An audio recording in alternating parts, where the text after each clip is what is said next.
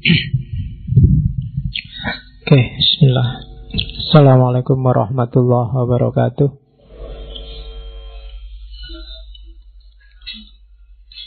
Bismillahirrahmanirrahim. Alhamdulillahi rabbil alamin. Alhamdulillahi nahmaduhu wa nasta'inuhu wa nastaghfiruh wa na'udzu billahi min syururi anfusina wa min sayyiati a'malina. May yahdihillahu fala mudhillalah wa may yudlilhu fala hadiyalah. Allahumma sholli wa sallim wa barik ala habibina wa syafi'ina Sayyidina wa maulana Muhammadin wa ala alihi wa ashabihi wa ala kulli man ittaba'a huda. Amma ba'du. Bismillah, kita lanjutkan ngaji filsafat kita. Alhamdulillah, ternyata ngaji kita, masjid kita sudah dianggap penting. Jadi perlu Facebooknya diblokir. Ada orang yang menyempatkan diri, berarti kan dianggap penting dirimu sekarang. Alhamdulillah ya. Dan tidak masalah sama sekali bagi kita. Malah kalau saya ngaji itu tidak usah diumumkan. Pokoknya Rebo malam Kamis ngaji. Kalau ada pengumuman itu mungkin ada kemungkinan kosong. Jadi justru pengumuman itu untuk mengumumkan kosong, bukan mengumumkan ada ngaji. Jadi teori dasarnya adalah pokoknya Rebo malam Kamis ngaji. Tidak harus nunggu pengumuman. Seandainya mau kosong, baru ada pengumuman. Biar kamu nggak kaget, biar nggak usah capek-capek kesini. Jadi teori awalnya itu aja. Ada Facebook atau tidak ada WA atau tidak ada, pokoknya Rebo malam Kamis ngaji. Kecuali diumumkan kosong. Nah, gitu aja, lebih simpel. Syukur-syukur Facebooknya bisa sembuh. Pengajian Rebo malam Kamis. Nah, boleh disingkat pengajian remek. Nah ya remek, saya ngaji kesel kabeh. Sejak pagi sudah capek. Oke, bismillah. Malam ini tema kita adalah kebahagiaan, happiness, sa'adah. Masih di lingkup itu. Sebenarnya tema bulan ini saya ambil secara insting aja. Malam ini kita masih di dunia muslim setelah minggu lalu ketemu Al-Farabi. Hari ini kita ketemu Ghazali, tokoh besar Islam Sunni. Kalau katanya Zweimer yang orientalis Jerman itu, 4 tokoh besarnya Sunni yang paling berpengaruh itu yang pertama Nabi Muhammad, yang kedua ya orientalis itu Nabi Muhammad dijajar sama yang lain. Nabi Muhammad, yang kedua Bukhari, yang ketiga Asy'ari, dan yang keempat Ghazali. Tidak mungkin kalian nggak pernah dengar nama Ghazali. Zaman saya dulu kuliah S1, kalau mahasiswa sudah sumpek nyari judul, pelarian terakhir Ghazali. Karena bahannya banyak, terjemahannya banyak. Tinggal milih yang belum apa. Ada zuhud menurut Ghazali, sabar menurut Ghazali. Pokoknya semua kabeh nurut sama Ghazali. Nggak ada yang nggak nurut. Itu kan sama kayak mahasiswa tafsir, isinya selalu nurut Al-Quran. Sabar dalam Al-Quran, zuhud dalam Al-Quran, pokoknya selalu dalam Al-Quran. Oke, gula dalam Al-Quran. Ya, akhirnya dirubung semut Qurannya. Wong ada gula kok dalam Al-Quran. Oke, saya tidak tahu yang ada di kepala teman-teman tentang Ghazali apa. Dulu waktu sesi filsafat Islam kita sudah menyinggung sedikit tentang Ghazali. Tokoh yang ilmunya lengkap dalam tradisi kajian Islam. ya fikih, ya kalam, ya tasawuf, dan termasuk filsafat. Dia juga ahli. Jadi tokoh yang multidisiplin. Multidisiplin itu orang barat nggak percaya. Bagi orang barat, manusia itu sak jago-jagone mendalam di ilmu itu ya satu, spesialis. Tapi sejarah membuktikan banyak tokoh yang ilmunya multidisiplin. Tidak kayak orang modern sekarang. Mungkin karena orang modern sekarang banyak kenyamanan-kenyamanan sehingga agak manja. Tapi orang dulu meskipun hanya bekalnya tinta yang dicelup, lampu yang tidak terlalu terang, tapi karyanya luar biasa, ratusan. Kita sekarang yang fasilitasnya luar biasa, pingin kitab apa tinggal download. Tapi kan akhirnya kita jadi manja. Zaman dulu para ulama nyari satu hadis saja bisa jalan berbulan-bulan. Kamu download maktabah Samilah itu dapat ribuan hadis langsung, tapi dibuka aja enggak. Oh, itu menurut saya kemanjaan postmodern. Jadi kita jadinya generasi yang tidak tangguh di bidang sains. Padahal dulu sudah mati-matian dicontohkan oleh generasi Islam awal. Ghazali itu kitabnya ratusan, meskipun banyak diantaranya yang lenyap. Seiring dengan surutnya kekhalifahan Islam. Ghazali lahir ketika Baghdad hampir jatuh. Sampai Baghdad jatuh diganti Seljuk. Dan nanti sekitar tahun 1100, saya apal tahun meninggalnya Ghazali karena mudah diingat, 1111. Kalau lahirnya 1059, jadi meninggalnya masih muda, 52 tahun. Tapi karyanya luar biasa. Ghazali salah satu tokoh intelektual muslim yang menurut saya normal. Normal dalam arti dia tidak ada aneh-aneh. Kalau benar ya dibilang benar, tidak bikin aliran aneh-aneh, tidak bikin pikiran yang kontroversi. Tulisannya juga, dia filosofatnya sangat tinggi, tasawufnya sangat tinggi. Tapi kalau dia nulis, dia paham audiennya. Jadi kitab-kitabnya Ghazali itu lumayan mudah dipahami. Saya membayangkan nanti kita ada sesi khusus 1 bulan ngomong Ghazali. Kita ambil 4 kitabnya yang bau filsafat. Yang pertama jelas Tahafut. Yang kedua Tahafutul Falasifah. Yang kedua Al-Munqidh Minadh Dhalal. Yang ketiga Maqasidul Falasifah. Yang keempat mungkin bisa Qistosul Mustaqim, atau kita cari yang lain seandainya ada yang lebih berbau filosofis. Tapi next time, pada saatnya, kalau moodnya ada ya. Karena mood itu kan nunggu ilham dari atas. Sudah saatnya kayak ada beberapa teman yang ngasih pertanyaan ke saya lewat Facebook, ada yang tak jawab, ada yang belum. Ya alasannya simpel, nunggu mood aja. Daripada tak jawab sedang tak mood, nanti nggak nyambung. Atau ada yang nanya apa, tak jawab apa. Karena kalau tak jawab sesuai dengan kebutuhanmu, nanti mungkin kamu tidak akan nyampe. Jadi ada trik-trik kayak gitu. Tapi monggo yang masih mau tanya, cuma sabarlah untuk nunggu jawaban. Terus yang perlu dicatat dari Ghazali, dia awalnya intelektual murni, menjelajah hampir semua keilmuan Islam, dan nanti berakhir dalam tradisi tasawuf. Termasuk kitab yang malam ini banyak kita singgung, Kimyaus Sa'adah, kimia kebahagiaan. Meskipun slide yang kita tampilkan hari ini ada 1-2 yang saya ambil tidak dari Kimyaus Sa'adah, tapi dari Mizanul Amal.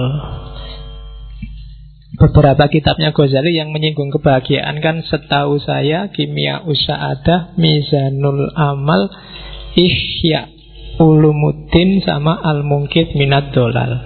Cuma yang dominan malam hari ini kita ambil dari Kimia Usa'adah. Ghazali memuncak karir intelektualnya ketika Nizamul Mulk jadi Perdana Menteri. Dan dia mulai susut dalam arti berbalik dari tradisi intelektual kerajaan menjadi tradisi tasawuf itu setelah Nizamul Mulk terbunuh. Itu kan era ontran-ontran. Bagi teman-teman yang suka sejarah, silahkan dibaca betapa kerasnya memang persaingan antara Sunni dan Syiah. Di antara akibat negatifnya itu, nanti kan ada di kalangan Syiah Ismailiyah ada garis keras yang namanya Nizariyah.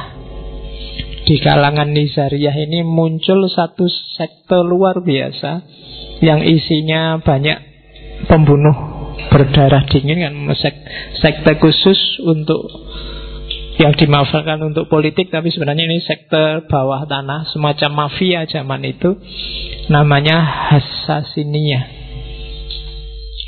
Ketuanya namanya Hasan bin Sabah. Dan jangan salah, istilah dalam bahasa Inggris assassin, pembunuh, itu dari situ sebenarnya. Nah, ya, kalau di game itu nanti diadaptasi jadi game namanya Assassin's Creed. Kalau di film mungkin kalian ada yang maniak game itu. Ya, di film kalian lihatlah Prince of Persia. Di situ ada. Ya, sekali-kali nonton film lah. Kamu jangan ngaji kitab terus. Ya, jadi itu Hassasiniyah. Dan Hassasiniyah ini nanti yang sukses membunuh Nizamul Mulk. Ini kelompok teroris yang tidak kasar kayak ISIS. Jadi dia ndak nyasar orang-orang awam di pasar-pasar, di jalan-jalan kayak ISIS. Tapi dia kalau sudah target, yang ditarget pimpinan-pimpinan. Jadi zaman itu kalau dia sudah ngincer pimpinan, khalifah atau gubernur, itu biasanya dikasih, dia ada biasanya senjata andalannya pisau kecil itu. Jadi dia bisa menyusup kemana-mana dan gak ketahuan. Jadi biasanya kalau gubernur yang diincer itu tiba-tiba pagi-pagi di atas bantalnya sudah ada pisau itu.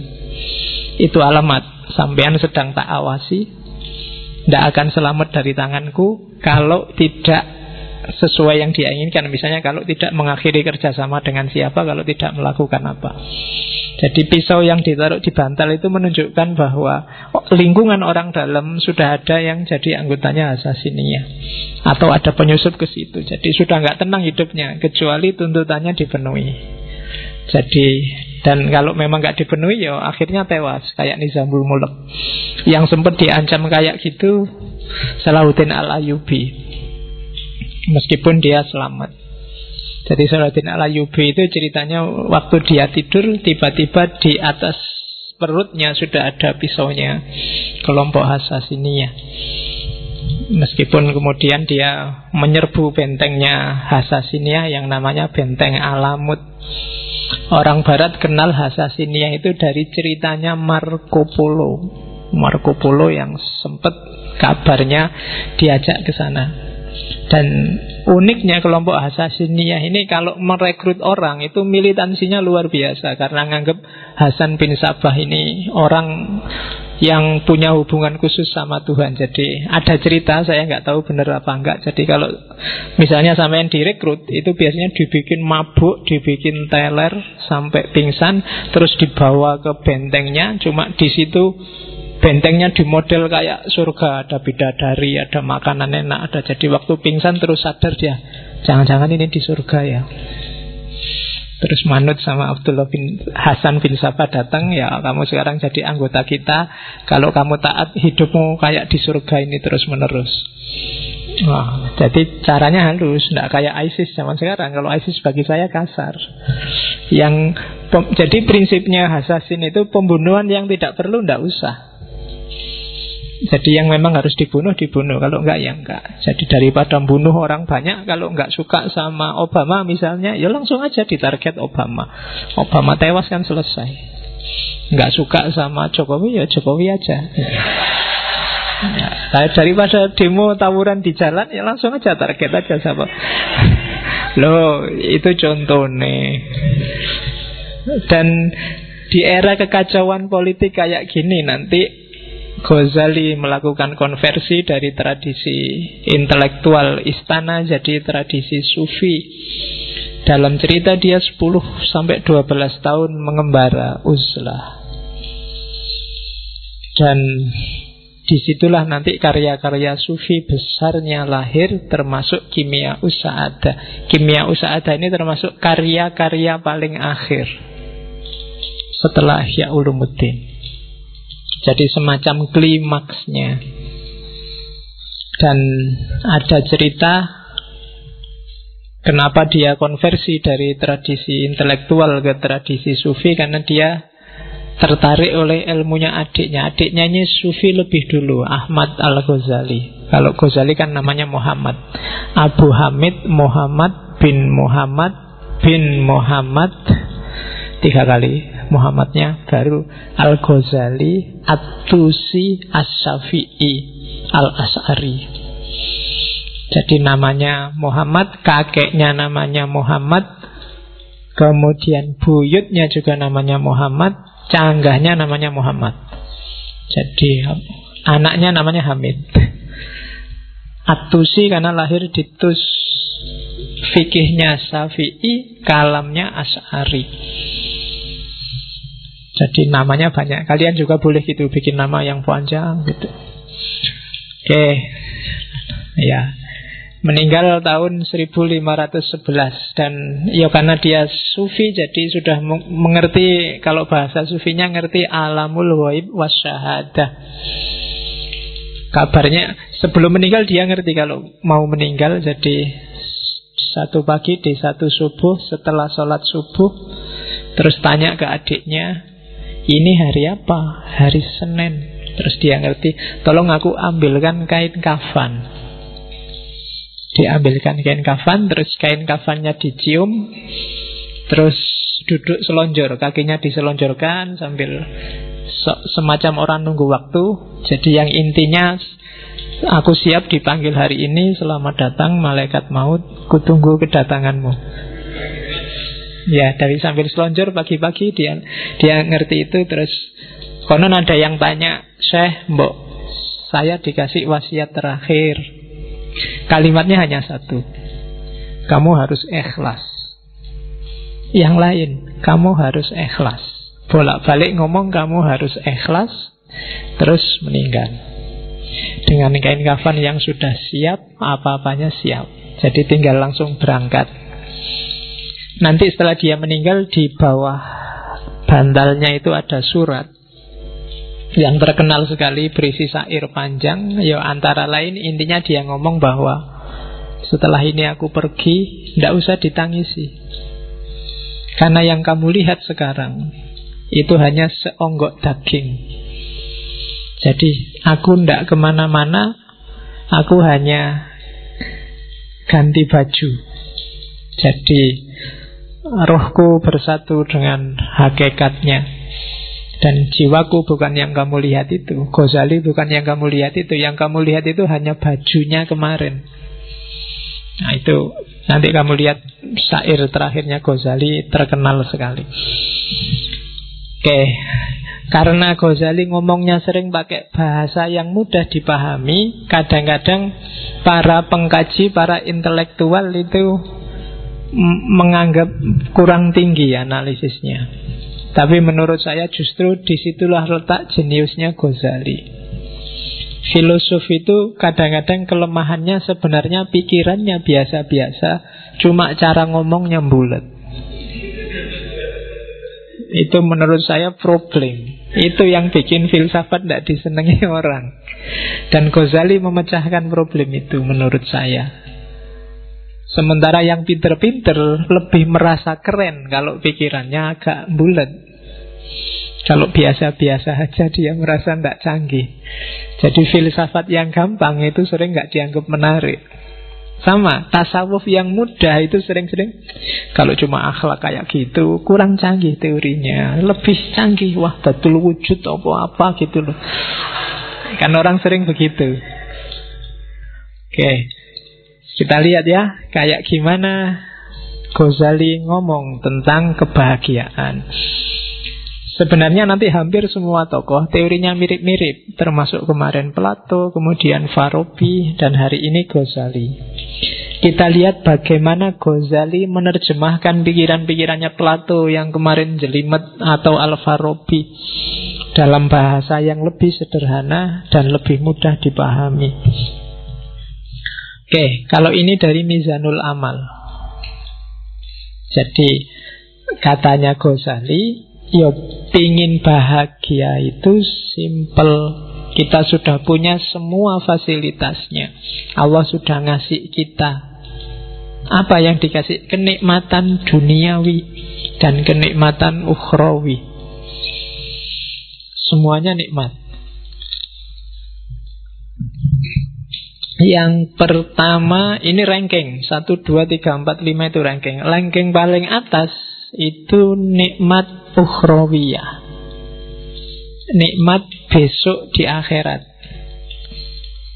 Sukar dijelaskan, percayalah saja. Karena kalau dijelaskan, penjelasannya pasti tidak bisa eksak. Hasilnya biasanya malah debat. Besok di akhirat kayak gimana? Berapa ya dinginnya surga? Berapa ya panasnya neraka? Kira-kira surga itu kalau pakai AC itu berapa PK kira-kira? Yang itu susah membayangkan.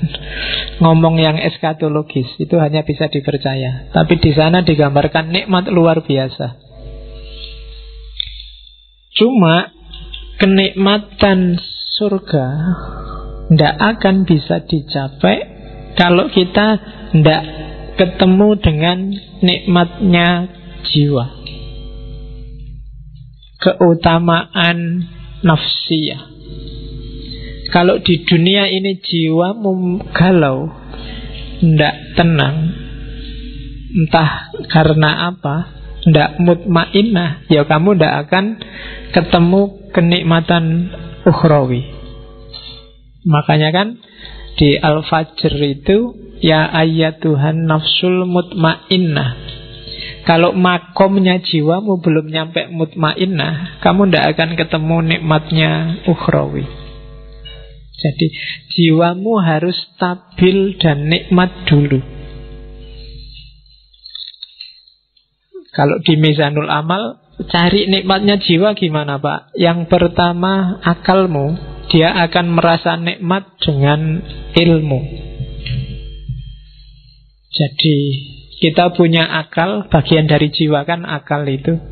Dia akan nikmat kalau dapat ilmu. Maka sering-seringlah ngasih gizi ke akalmu dengan ilmu. Semakin banyak dia dikasih suplemen ilmu, semakin dia akan merasa senang dan aman. Paham itu bikin tenang, tidak paham itu bikin galau. Teori paling gampang itu. Maka akalmu kasihlah dia kenikmatan dengan ilmu. Terus dirimu, maksudnya kedirianmu, pribadimu, bikinlah dia nikmat dengan warok. Warok itu menjaga diri. Jangan ngawur hidupmu kalau pengen tenang. Ya rumus paling gampang, jangan lakukan yang haram, yang maksiat, jauhi yang syubhat. Kalau kalian jauh dari 3 hal ini, pribadimu akan merasa tenang. Jangan ketipu oleh enak sementaranya yang haram dan yang maksiat, apalagi yang syubhat. Jadi kalau akalmu selalu dapat suplemen ilmu dan dirimu terjaga dari yang jelek-jelek, kamu akan nyaman, jiwamu akan tenang. Terus yang ketiga, meskipun begitu, kamu juga harus memanjakan jiwamu dengan kesungguhan dan keberanian. Hiduplah yang serius, hiduplah yang punya cita-cita, punya target, dan berani. Yang keempat, adil. Adil itu hiduplah secara proporsional, baik di level fisik maupun di level rohani. Jadi proporsional itu ya yang harusnya 10 dikasih 10, yang harusnya 1 dikasih 1. Fisik itu adil, kalau sehari butuh makan 3 kali ya dikasih 3 kali. Itu adil. Rohani itu adil, ya sesuai dengan kebutuhanmu. Misalnya sudah waktunya nikah, ya nikah aja. Sudah jatuh cinta, waktunya pacaran, ya jatuh cinta aja, enggak apa-apa. Enggak usah dibendung-bendung. Saya anti pacaran, Pak, enggak mau jatuh cinta, Pak. Kalau jatuh cinta, ya jatuh cinta aja, kenapa enggak? Wong itu fitrah. Yang enggak boleh kan melampiaskannya kayak gimana. Tapi yang fitrahmu untuk suka pada lawan jenis, bukan yang sesama jenis loh ya, itu penuhilah, enggak apa-apa. Kalau ini terpenuhi, kamu akan utama jiwamu, nafsiyahmu tenang, mutmainnah, baru kamu dapat kenikmatan ukhrawi. Cuma syaratnya tidak akan sempurna jiwamu tenang kalau badaniyahmu tidak sempurna. Ya kayak tadi loh, kalau fisiknya tidak adil, waktunya ada makannya kamu puasa terus, harusnya ada tidurnya kamu pakai melek terus, jiwamu juga tidak akan tenang, tidak akan mutmainnah. Harusnya kamu kawin malah bisa 4 kok malah tidak kawin-kawin. Itu tidak mutmainnah. Harus dibikin tenang. Karena nafsu itu kalau tidak kamu tenangkan, lama-lama dia akan meledak. Karena dia nuntut terus disuruh bungkem, nuntut terus disuruh bungkem. Pada saatnya dia akan menyusahkanmu. Sama kan kadang-kadang santri itu waktu di pondok tidak boleh lihat TV, tidak boleh baca koran, tidak boleh bawa HP, tidak boleh itu. Begitu keluar dari pondok kuliah, dia yang pertama nyari pacar. Karena kemarin nggak boleh apa-apa, sekarang kumat. Ya, jadi ndak, badaniyahnya beres dulu. Kalau badaniyahnya nggak beres, jiwamu ndak akan beres.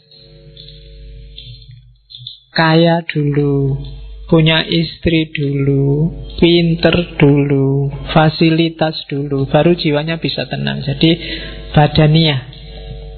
Kalau rumusannya Ghazali, paling gampang untuk ngecek apakah badaniyahmu sudah nikmat, sudah bahagia, yaitu yang pertama sehat, yang kedua kuat. Sehat itu kan berarti fit. Apa ada sehat yang tidak kuat? Ya banyak. Saya sehat Pak, cuma tidak terlalu kuat. Olahraga biar kuat, ya kan? Tidak cukup sehat tapi juga harus kuat. Yang ketiga elok. Elok itu cakep. Jangan khawatir, setiap orang cakep sesuai perspektifnya masing-masing. Tidak apa-apa. Ya, kamu semua orang cakep, jangan khawatir. Bahagialah. Kalau enggak, kamu tidak akan bahagia jiwamu. Kalau kamu tiap hari aku kok jelek, itu tidak akan bahagia hidupmu. Anggap aja cakep, wis tau, cok khawatir. Payu. Ya. Itu kan kamu mikir, jangan-jangan ada yang gelisah, Pak, apa ada yang mau besok sama saya, Pak? Pasti ada. Asal standarmu jangan tinggi-tinggi. Ya. Jadi sehat, kuat, cakep, dan yang terakhir, yakinlah bahwa kamu panjang umur. Tenang mesti kamu. Sehat, Ketika kamu sehat kan kamu ceria, sayang. Kuat juga gandengannya sehat. Mau apa-apa sanggup, itu kan kuat. Jalan kemana, ayo. Cakep. Jadi kamu merasa pokoknya tidak ada celahnya diriku ini. Allah ngasih aku lengkap, alhamdulillah. Dan panjang umur. Orang yang merasa punya kualifikasi 4 ini secara badannya, maka dia sebenarnya sedang bahagia secara fisik. Cuma selanjutnya, untuk nikmat badaniyah kita butuh kenikmatan eksternal dari dunia di luar diri kita. Kita butuh punya harta, itu kan di luar. Kita butuh punya keluarga, itu di luar. Kita butuh dihormati orang, itu juga dari luar. Jadi kita butuh kenikmatan dari yang di luar diri. Dari kenikmatan di luar diri itulah diri kita akan merasa nikmat secara fisik. Dari nikmat secara fisik itu kita akan nikmat secara rohani, secara jiwa. Dari kenikmatan rohani itu pada akhirnya secara ukhrawi nanti kita juga akan nikmat. Cuma kenikmatan dari luar itu butuh pelengkap luar yang sangat luar. Apa bahasanya? Yaitu apa? Kenikmatan taufikiyah. Kenikmatan yang menunjukkan kalian merasa bahwa Allah itu sayang padamu dan ngasih banyak padamu. Sebagus apapun kehidupanmu hari ini, kalau kamu merasa dicueki Allah, atau apalagi Allah benar-benar cuek padamu, kamu gak akan dapat merasakan kenikmatan apapun. Kamu melakukan korupsi, enak loh korupsi itu. Kamu dapat banyak uang, mau apa aja bisa. Tapi karena kamu tahu bahwa dengan kamu korupsi ini Allah tidak akan ridho padamu, maka tidak jadi nikmat. Kamu nyontek ujian, enak kan? Nyontek itu nggak perlu capek-capek belajar, bisa langsung jawab. Dan benar lagi, dan bagus lagi. Dosen ini sampai heran, ini kuliah tidak pernah masuk, makalah tidak jelas, disuruh ngomong apa juga temennya nggak paham, tapi jawabannya sip, akhirnya dikasih A. Tapi karena kamu ngerti itu nyontek, A-mu itu bukan sumber kebahagiaan. Kenapa? Karena kamu ngerti bahwa sebenarnya Allah tidak ridho dengan nyontekmu. Maka dasar dari semua kenikmatan tadi adalah keutamaan taufiki. Dapat hidayah, dapat inayah, dapat petunjuk, rusyd, dan seterusnya. Jadi pertama-tama yakinlah bahwa Allah ridho padamu. Setelah itu carilah bekal yang kamu butuhkan untuk nikmat, untuk bahagia. Nyari harta, nyari kehormatan, nyari status, cari tidak apa-apa, itu sumber kehormatan. Kalau itu sudah dapat, maka kamu akan dapat kenikmatan duniawi, kenikmatan badaniyah. Dengan bekal kenikmatan badaniyah ini, jiwamu juga akan nikmat, bahagia, akan tenang. Ketika jiwamu bahagia, insya Allah besok akhiratmu bahagia. Bandingkan dengan orang yang sejak awal sudah tidak dapat ridhonya Allah. Maka kenikmatan eksternal tadi akan jadi sumber bencana. Kenikmatan badaniyahnya akan disetir oleh nafsunya, maka jiwanya nggak akan jadi tenang. Dan di akhirat juga otomatis kacau. Jadi rumus pertama bahagia adalah pastikan bahwa menurutmu yang kamu lakukan itu diridhoi oleh Allah. Oke, setelah itu baru mikir nyari uang di mana, nyari kerja di mana, nyari istri di mana. Kalau sudah dapat kekayaan, dapat status, dapat kerja, itu kan nikmat. Hasilnya semua itu kenikmatan badaniahmu. Kamu jadi sehat, kamu jadi kuat, kamu jadi elok, kamu jadi tampan. Kemarin gak punya duit, beli sampo sama sabun aja. Kan, kalau duitnya banyak kan sekarang santai, beli parfum, beli make up, malah bisa. Kalau itu sudah terpenuhi kan jiwamu kan tenang. Dan setelah jiwamu tenang, kamu nambah lagi menyempurnakan jiwamu, misalnya dengan cari ilmu, dengan memelihara diri dan seterusnya. Maka ketika kamu meninggal, kamu akan mutmainnah dan kamu akan dapat kebahagiaan ukhrawi. Oke, dasar teori awal itu. Teori kedua, man arofa nafsahu arofa robbahu. Kunci kebahagiaan, katanya Ghazali, kenal dirimu. Kalau kamu sendiri masih nggak paham siapa kamu, apa maumu, kamu tidak akan bisa bahagia. Sebenarnya ini teori paling gampang. Kalau kamu nggak ngerti selera makanmu, janjane misalnya makanan yang kamu sukai apa sih, kalau kamu nggak ngerti, ya kamu nggak akan bisa membahagiakan dirimu, kamu sendiri nggak ngerti. Cara paling gampang untuk bahagia ya membaca dirimu sendiri dulu. Katanya Ghazali di bagian awal Kimia Usa'adah itu, ia yang mengenal dirinya, ialah yang akan merasakan kebahagiaan sejati.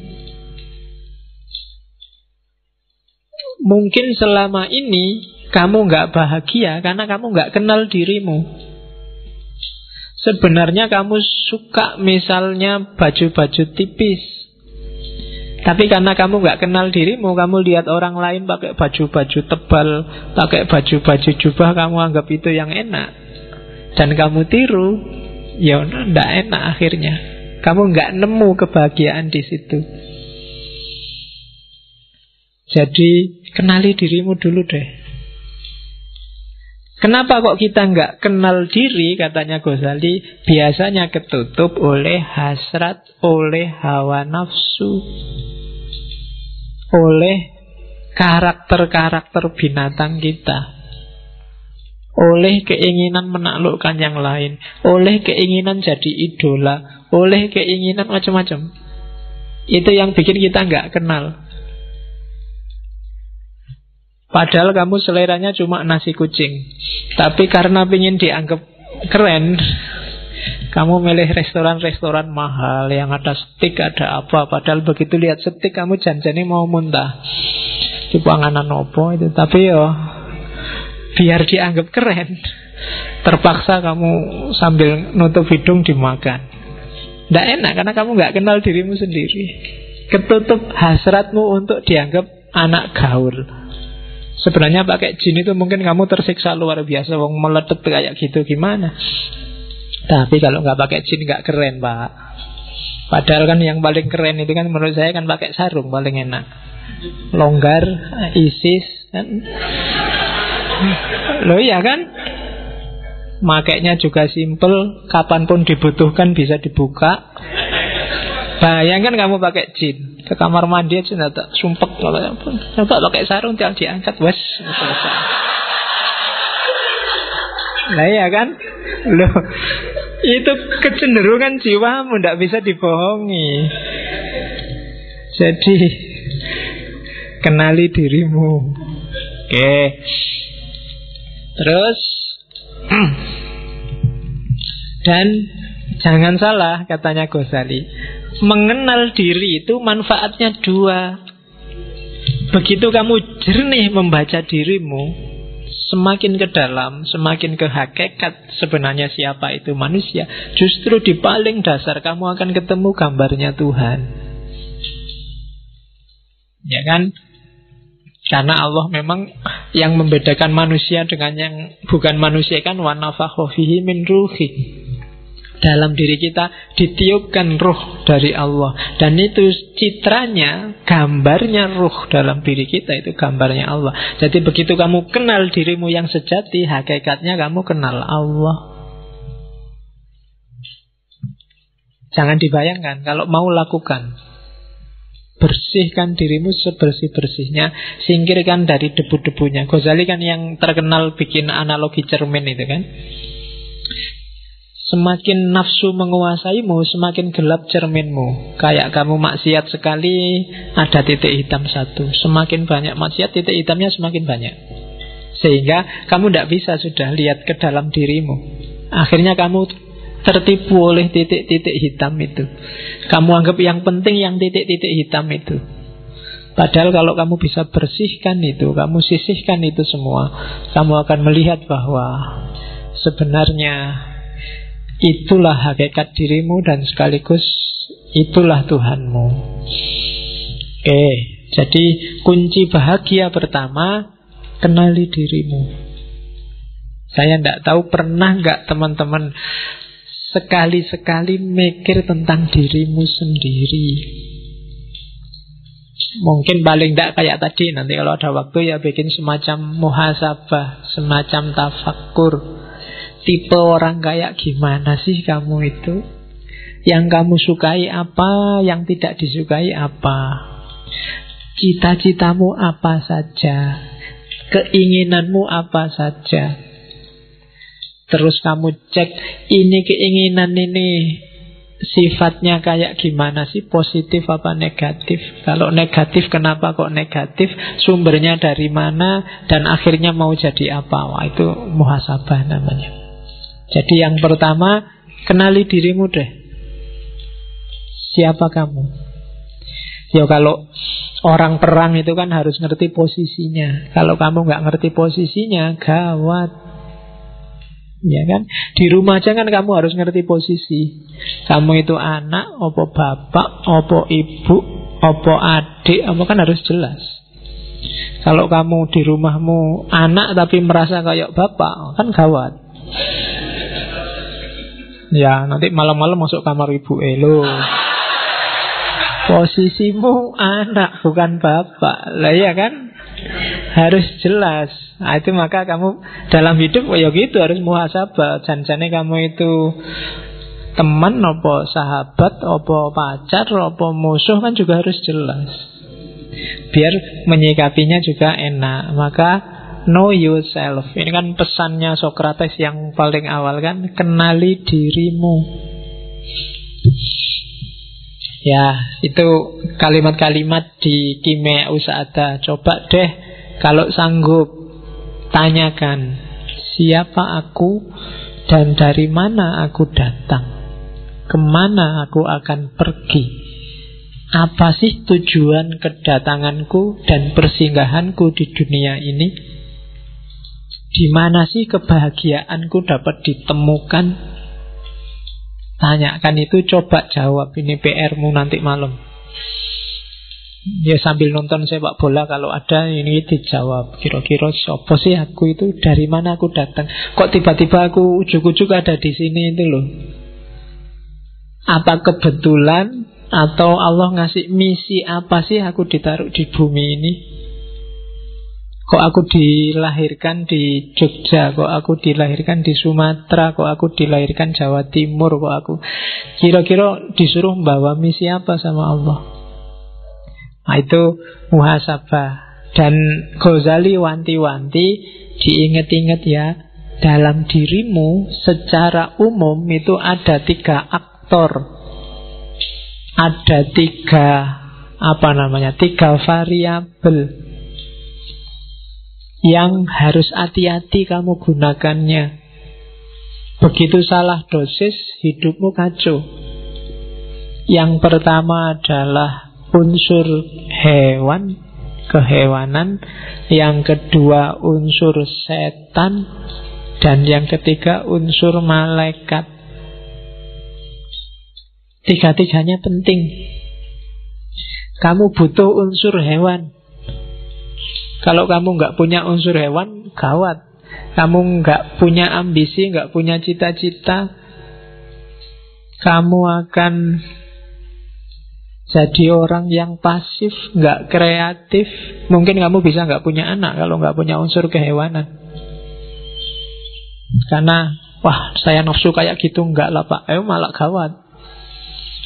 Harus punya yang itu. Cuma dosisnya dan caranya diatur. Jangan sembarangan. Nah, kalau sembarangan jadi hewan beneran. Jadi bukan lagi manusia yang punya unsur kehewanan, tapi hewan yang punya unsur kemanusiaan. Walik. Jadi harus ada. Setan juga begitu. Belajarlah dari setan apa? Kecerdikannya. Setan itu pinter, cerdik. Gak gampang loh bisa bohongi orang, ngerayu orang, diplomasi. Itu perlu belajar dari setan. Ya kan? Lu kalau nggak cerdas luar biasa, nggak bisa jadi setan. Kamu bisa mengerayu orang, orangnya punya akal. Manusia kan dikasih bekal akal, dan itu setan ditantang untuk menaklukkan, dan sering sukses. Ya kan? Loh, setan itu kan sering sukses. Kadang-kadang setannya belum ngapa-ngapain itu sudah sukses. Setan itu ya geleng-geleng kepala, dan menungso belum diapa-apain wis manut. Oke. Dan malaikat, jangan salah, dalam dirimu ada malaikat. Potensi untuk pasrah, tunduk total 100% pada Allah tanpa bantah. Karakter-karakter baik 100%. Cuma malaikat yang murni, tidak ada hewannya, tidak ada setannya. Ya. Jadi tidak manusiawi. Jadi manusia itu mix antara tiga-tiganya. Jadi bukan tiga-tiganya dibuang atau dipilih yang mana, tapi kontrollah tiga-tiganya sesuai dengan dosisnya masing-masing. Kalian harus ngerti dosisnya, ngerti takarannya. Jangan berlebihan.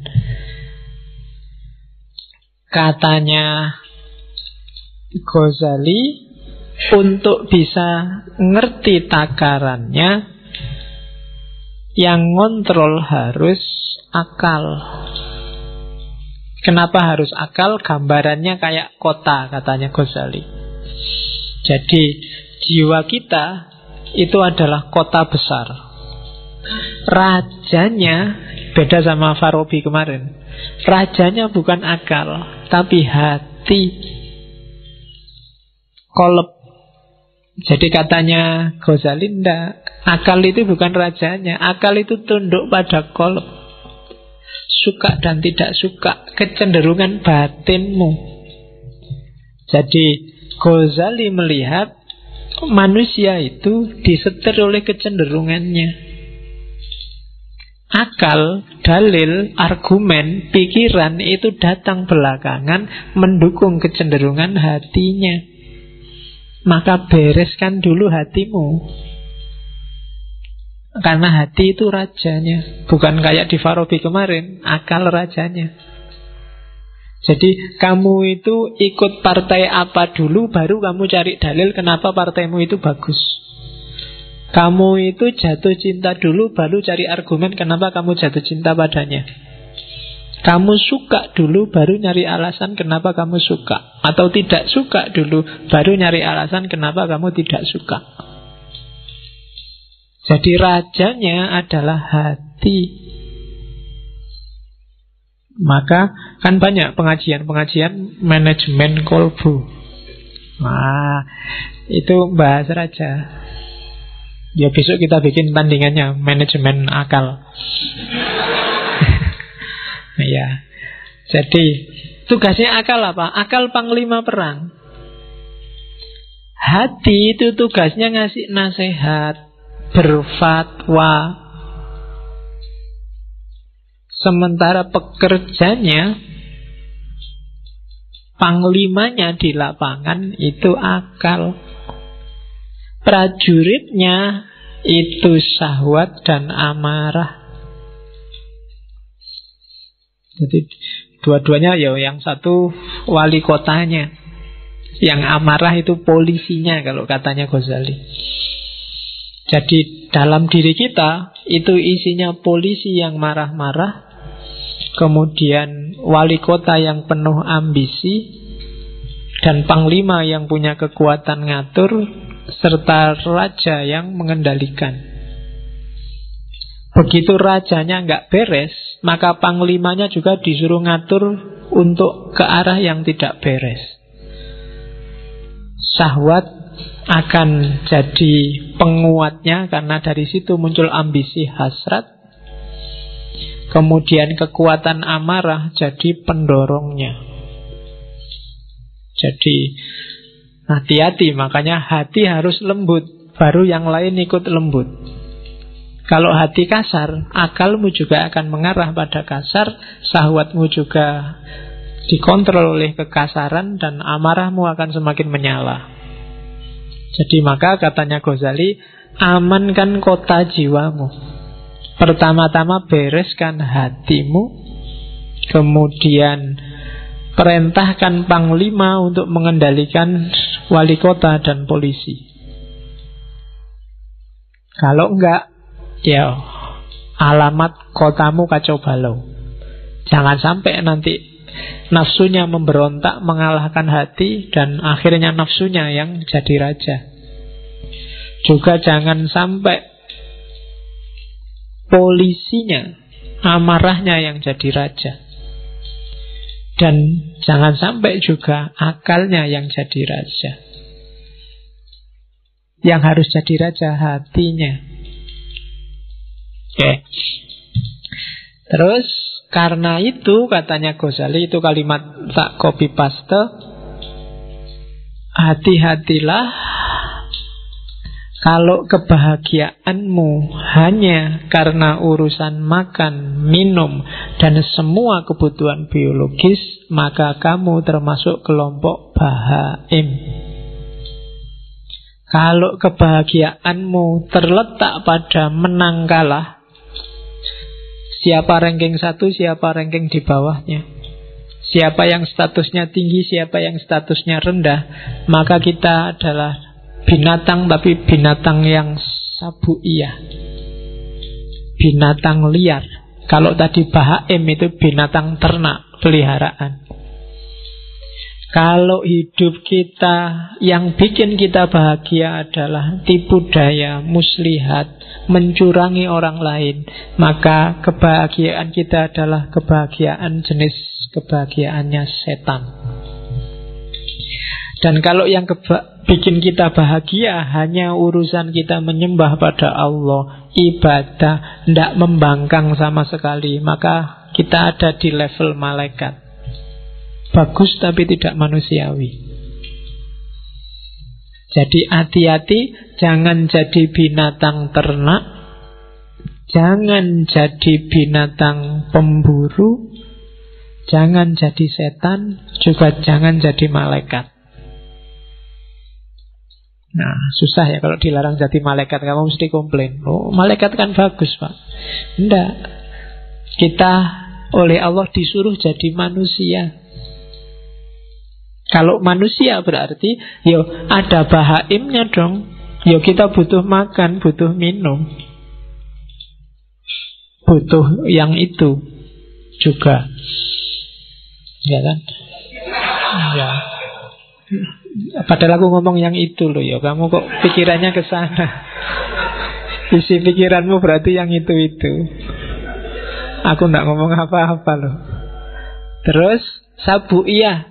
Kalau yang ada di pikiranmu sekarang, kapan ya aku ranking 1, kok kalah terus aku, rankingku ranking 40 terus. Yang di pikiranmu itu, kapan aku menang ya, kapan status sosialku tinggi ya, kapan aku, itu berarti yang menang dalam dirimu adalah sabuiyah. Kalau yang ada di pikiranmu urusan muslihat, trik-trik gimana caranya aku bisa sukses, gimana caranya aku bisa kaya, trik-trik kayak gitu, maka kita ada di levelnya setan. Tapi kalau yang ada dalam dirimu, pokoknya kita harus pasrah 100% pada Allah. Ibadah jangan sampai putus, yang nggak boleh bantah Allah sedikit pun. Itu berarti kita sudah nyampe makom malaikat. Dunia sudah tak tinggal, pokoknya aku hanya Allah saja. Ya enggak apa-apa, itu berarti makomnya malaikat. Cuma kalau malaikat tidak ada bahaimnya, kamu puasa terus, kamu sholat terus, tambah makan, tambah ngopeni hidup dunia juga tidak manusiawi. Tidak ada sabuiyahnya. Kamu nggak punya hasrat, nggak punya ambisi, nggak punya cita-cita, kamu juga tidak manusiawi. Tidak akan bisa menjalankan perintahnya Allah untuk jadi khalifah di muka bumi.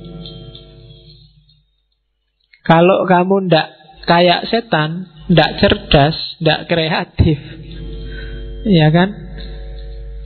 Licik itu bagus untuk hal yang baik. Setan itu kan untuk hal yang jelek.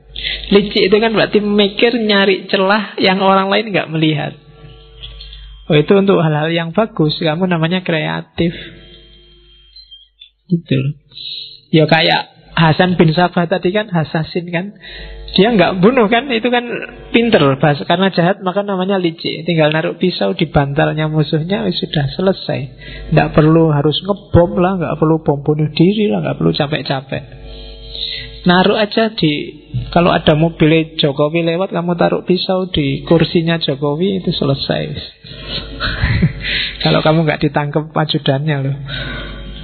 Jadi coba hati-hati, dikontrol lagi apa yang bikin kamu bahagia. Kalau yang bikin kamu bahagia luar biasa adalah ketika kamu ranking 1 dan semua temenmu kalah, maka ada sabuiyah yang dominan dalam dirimu.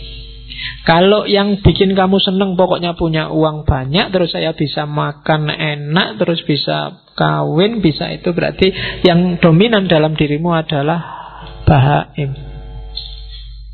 Kalau yang ada di kepalamu hanya gimana caranya saya mengabdi 100% pada Allah, gimana caranya meninggalkan dunia yang tidak penting, maka kamu ada di level malaikat. Oke, itu teori selanjutnya tentang kebahagiaan dari Kimiaus Sa'adah.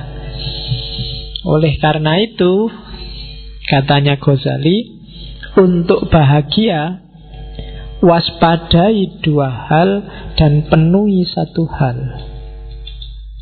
Waspadai syahwat dan amarahmu, dan carilah bekal ilmu. Untuk ngerti semua tadi, untuk bisa kamu muhasabah secara pas dan sesuai, satu-satunya jalan adalah ilmu. Kamu ngerti yang sedang main ini binatang apa malaikat, harus ngerti ilmu. Kalau enggak, ya kamu enggak bisa muhasabah dengan baik. Nah, ini kan ujungnya sebenarnya sama kayak Plato dan Al-Farabi kemarin. Jalan untuk bahagia itu ya ilmu. Dengan ilmu orang bisa melakukan kebaikan. Setelah dia melakukan kebaikan pasti bahagia. Kalau di Ghazali kan dibalik. Karena kalau orang awam ujuk-ujuk disuruh pakai ilmu mesti males. Wah, kok ilmu belajar ya, baca buku ya, mau males duluan. Tapi diawali dari, kamu pengen hidup enak enggak? Ya pengen. Kalau pengen hidup enak, ya kontrol dong nafsumu, amarahmu, nanti kamu bisa bahagia. Caranya gimana? Ya ilmu. Jadi ilmunya di belakang. Kalau orang awam lebih enak ditawari manfaatnya dulu. Kalau ditawari ilmu di depan sudah males. Belajarlah biar kamu pinter. Males wis tahu mesti. Wis kan dhisik ya ngono. Cuma kalau dibalik, wah, pinterlah. Kalau pinter kamu dapat manfaat gini. Caranya gimana? Ya belajar. Itu kan lebih ringan kalau bagi orang awam. Tapi kalau belum kamu dikasih sholatlah, tahajud. Wah, males ngantuk. Tapi kalau diawali dari, kalau kamu pingin dapat rezeki lancar, istri cantik, apa? Sholatlah, tahajud. Wah, itu kalau ngerti embel-embelnya di depan, mesti agak semangat di belakang. Nah, ini logika awam. Dan Ghazali paham betul ini. Cara dia memainkan cara berpikirnya orang awam. Oke, jadi jalan kebahagiaan yang sejati, katanya Ghazali, ya, kuasai amarah dan syahwat. Jalannya pakai kekuasaan ilmu. Dan puncaknya ilmu itu ma'rifatullah, kenal Allah. Kalau sudah ilmunya sudah nyampe ma'rifatullah, semua pasti akan tertib. Kamu akan menemukan kebahagiaan sejati. Ma'rifatullah itu dicapai tidak semata-mata dengan baca buku atau belajar teorinya. Beda sama ilmu yang lain. Tapi ma'rifatullah itu ketemunya harus dengan laku. Tidak bisa kamu ngerti teori jujur, tapi kamu harus benar-benar jujur. Tidak bisa kamu hanya ngerti teori berbakti pada orang tua, tapi kamu harus berbakti benar pada orang tua. Ma'rifatullah ilmu yang jenis itu. Jadi akan kamu peroleh sendiri kalau kamu dekat sama Allah. Jadi, dan untuk dekat sama Allah harus ada laku tertentu. Dan kalau orang yang sudah makrifat itu biasanya otomatis urusan yang lain semuanya beres. Sebelum semua urusan beres, orang tidak akan nyampe makrifat. Nah, itu jalan kebahagiaan.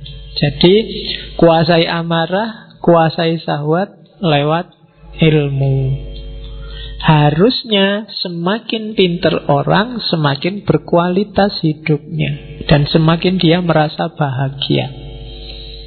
Kalau kamu merasa semakin pintar, wawasanmu semakin banyak, kok hidupmu semakin sumpek, ada yang salah dengan prosedurmu cari ilmu.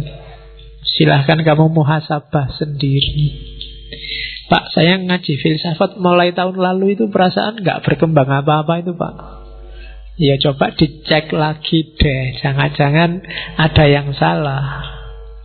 Jangan-jangan yang kamu incar dari ngaji ini bukan ilmunya, kopinya mungkin. Iya. Jangan-jangan cuma nyari kopi gratis. Jangan-jangan daripada nganggur. Jangan-jangan, banyak jangan-jangannya makanya. Maka dicek lagi. Terus ini saya ambil yang bahasa Inggris terjemahannya. Cara untuk menguasai amarah dan nafsu tadi. Kalimatnya Ghazali bagus.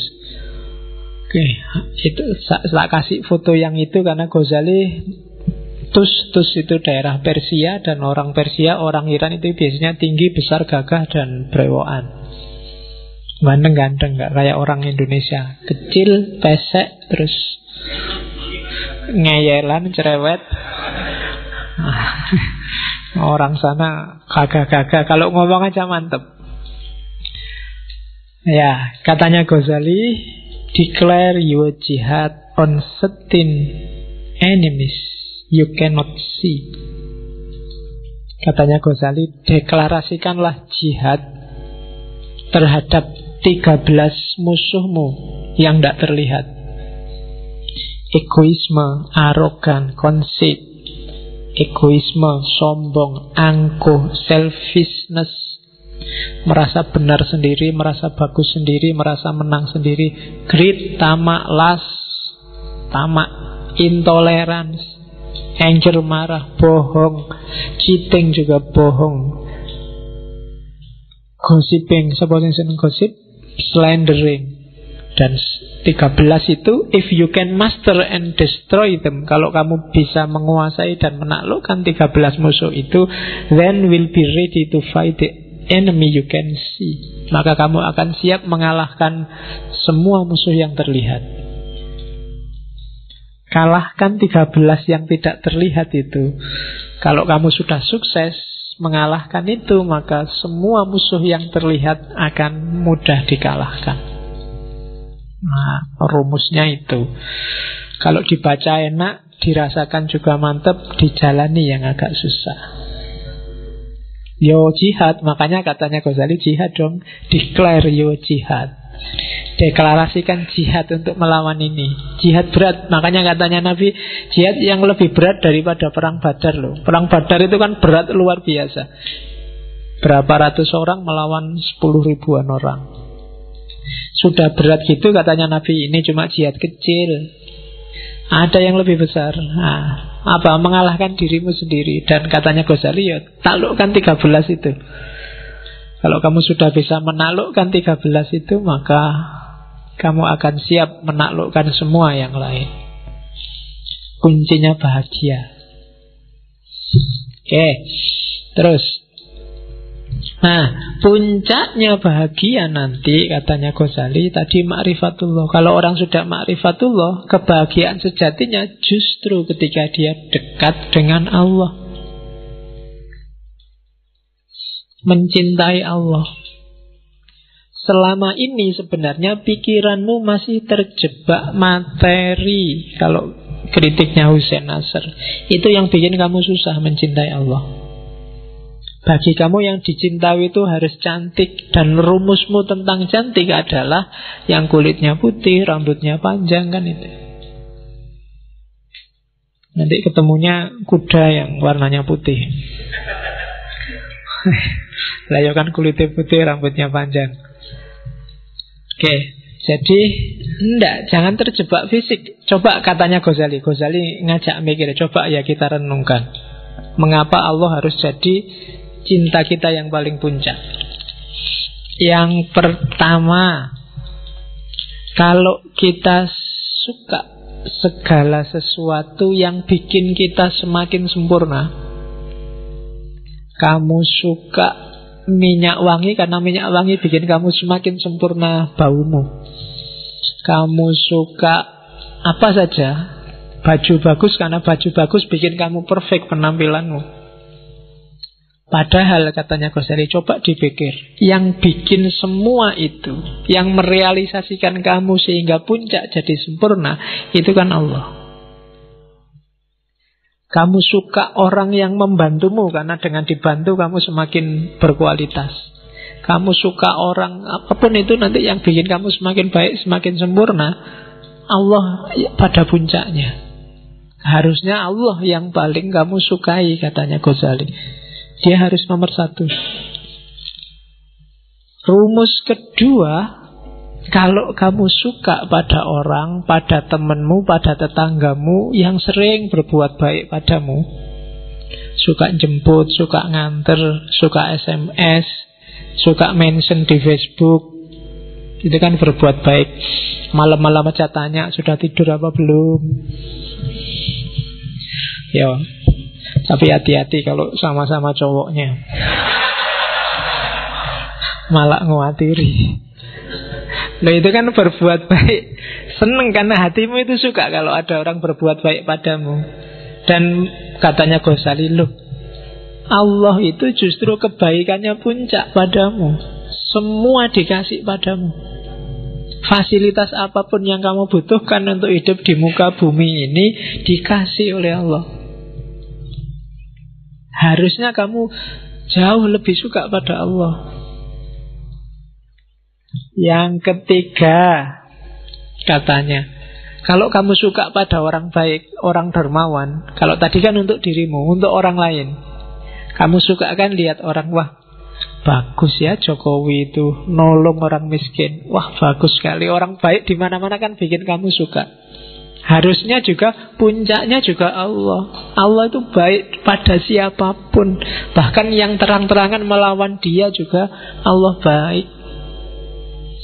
Yang tiap hari mencaci maki Allah, orang-orang ateis itu, yang anggap Allah itu tidak ada, Allah itu jahat, Allah itu menyusahkan orang dan seterusnya. Loh, Allah masih berbuat baik pada mereka. Kalau Allah mau, begitu dia ngomong saat itu juga nyawanya hilang, bisa.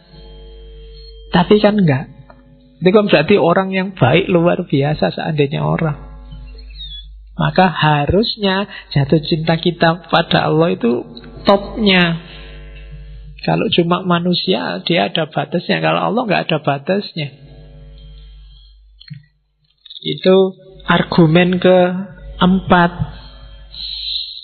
Terus Kalau kamu suka segala yang indah, segala yang cantik, bukankah menurutmu Allah itu maha indah, maha cantik, bahkan maha segalanya, kecuali mahasiswa? Ya, satu-satunya yang maha tapi bukan Allah itu mahasiswa. Nah, itu kan harusnya Allah yang paling kita cintai. Jadi pada puncaknya ternyata ada Allah. Allah itu maha indah, Pak. Ya saya bilang tadi, kamu nggak bisa menangkap kemaha indahan Allah karena pikiranmu terjebak fisik. Susah untuk mencintai sesuatu yang tidak fisik. Itu yang bikin kita susah untuk jatuh cinta pada Allah. Hubungan kita sama Allah selama ini bukan hubungan cinta, tapi hubungan formalitas. Atau jangan-jangan hubungan juragan sama buruh. Kadang-kadang dibalik, kamu merasa jadi juragannya. Allah kamu perintah-perintah. Ya Allah, mbok IP 4, masa nggak bisa 4 aja kan? Itu kan kamu doanya kan gitu, maksa-maksa Allah. Saya ada masalah nih, tolong diselesaikan. Kamu yang berbuat kok Allah suruh tanggung jawab. Ya, kamu perintah-perintah itu, untung Allah nggak ngomong juragannya siapa, buruhnya siapa. Kamu merintah-merintah. Jadi harusnya cintamu yang pertama ada pada Allah. Bikin alam secantik ini, itu sebenarnya salah satu bukti, ya pasti dia maha cantik. Emangnya yang merumuskan ada cowok cakep atau cewek cakep itu kan ya Allah sendiri kan yang bikin rancangan. Dan itu pun dibikin sesuai standarnya manusia. Hewan juga mungkin punya standarnya sendiri. Dan itu kan kecanggihannya Allah. Tidak ada kan hewan jatuh cinta sama manusia misalnya. Ayam ya jatuh cintanya sama ayam perempuan, gak pernah sama cewek cantik. Cowok juga, mahasiswa juga jatuh cintanya sama mahasiswi, gak pernah sama ayam. Kecuali ayam.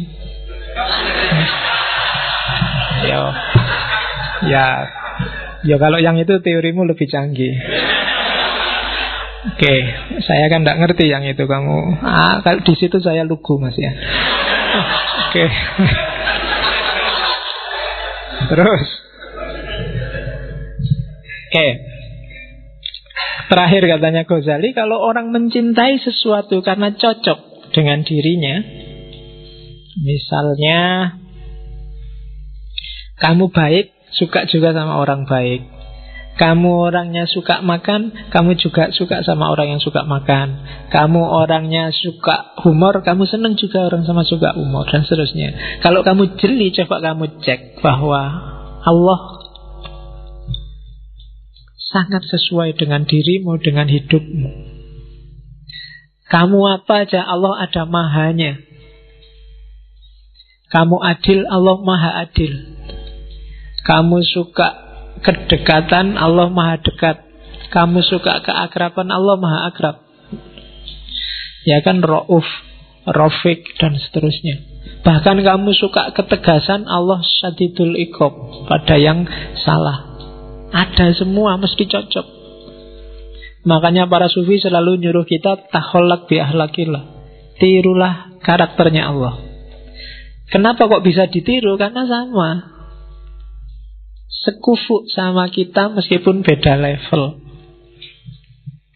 Jadi Allah maha penyayang, kita menyayangi bisa. Allah maha pengasih, kita mengasihi bisa. Berarti sepadan. Harusnya kita jatuh cintanya sama Allah, katanya Ghazali. Lah kok bisa kita jatuh cinta pada yang bukan Allah? Pasti kamu sedang ketipu, katanya. Kamu ndak pol jatuh cintanya. Kamu masih main di level bawah. Coba pikir lagi, apa sih yang bikin kamu jatuh cinta sama harta? Harta bikin saya enak, Pak. Loh, Allah jauh lebih dari itu. Harta memenuhi kebutuhanku, Pak. Allah sejak dulu, sebelum kamu lahir masih di perut ibumu, dipenuhi kebutuhanmu. Apa yang bikin kamu jatuh cinta sama lawan jenismu? Ya enak, Pak.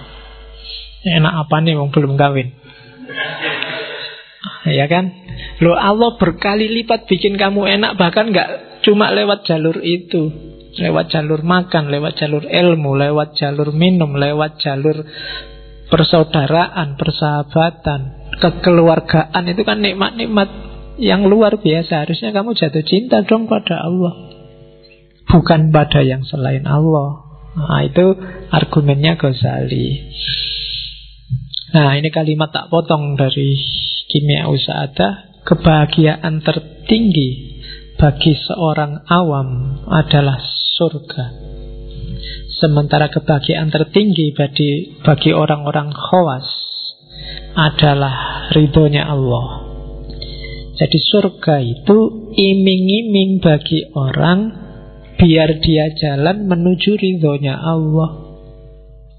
Sama kayak anak kecil itu loh, ketika dia belum bisa jalan berdiri, untuk mancing dia bisa berdiri, ibunya ngasih, ayo pisang, ayo, pokoknya kegemarannya dia ditaruh di depannya biar dia berdiri meraih itu. Cuma targetnya ibunya biar anak ini berdiri dan bisa jalan.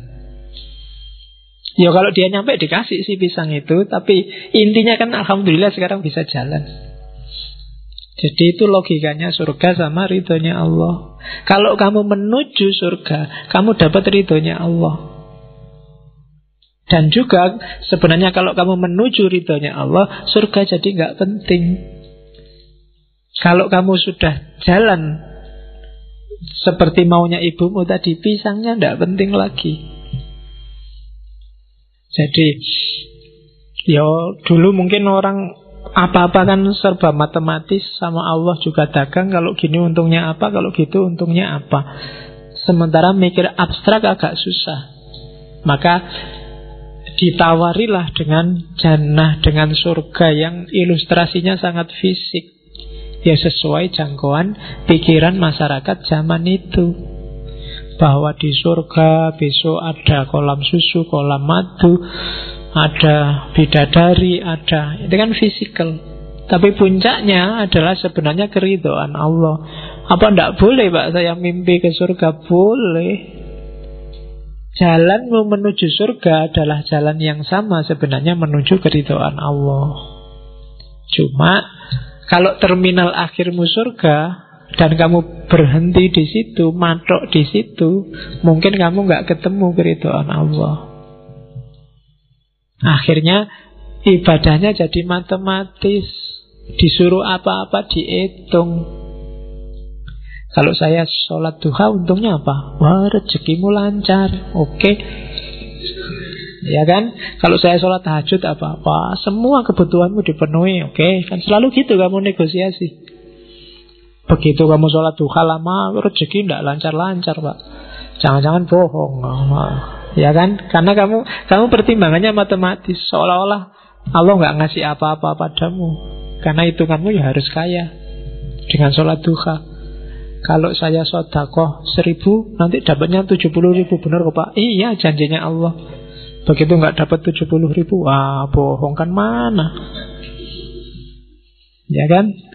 Jadi itu yang manusia awam, katanya Ghazali, mikirnya selalu ke situ. Tapi ya enggak apa-apa, karena itu jalur yang sama kok menuju keridhaan Allah. Kalau memang enggak nyampe ya harus begitu retorikanya. Cuma semua inna lillahi wa inna ilaihi, bukan wa ilal jannah. Semua dari Allah dan akan kembali ke Allah. Oke, terus ya. Nah, tadi, kenapa kok kamu gagal mencintai Allah? Kenapa kok kamu gagal kenal sama Allah? Ini Ghazali mengidentifikasi. Ada 6 orang, ada 6 sebab. Yang pertama adalah kamu tidak yakin Allah itu ada. Jadi contohnya orang-orang kafir. Kita punya gaya ini mungkin di level tertentu nggak sedahsyat orang kafir. Tapi puncaknya yang jelas orang kafir. Dia tidak ngakui kalau Allah itu ada. Dia menganggap dunia seisinya ini ada dengan sendirinya. Ya mungkin karena kombinasi antara zat apa, sel apa, dan seterusnya, dunia ini ada. Katanya Ghazali, orang-orang ini kurang piknik. Oh, bahasamu kan gitu sekarang. Jadi orang-orang ini gak pernah piknik. Itu kayak orang yang melihat tulisan tapi nganggepnya tulisan itu ujuk-ujuk ada. Ujuk-ujuk tiba-tiba ada.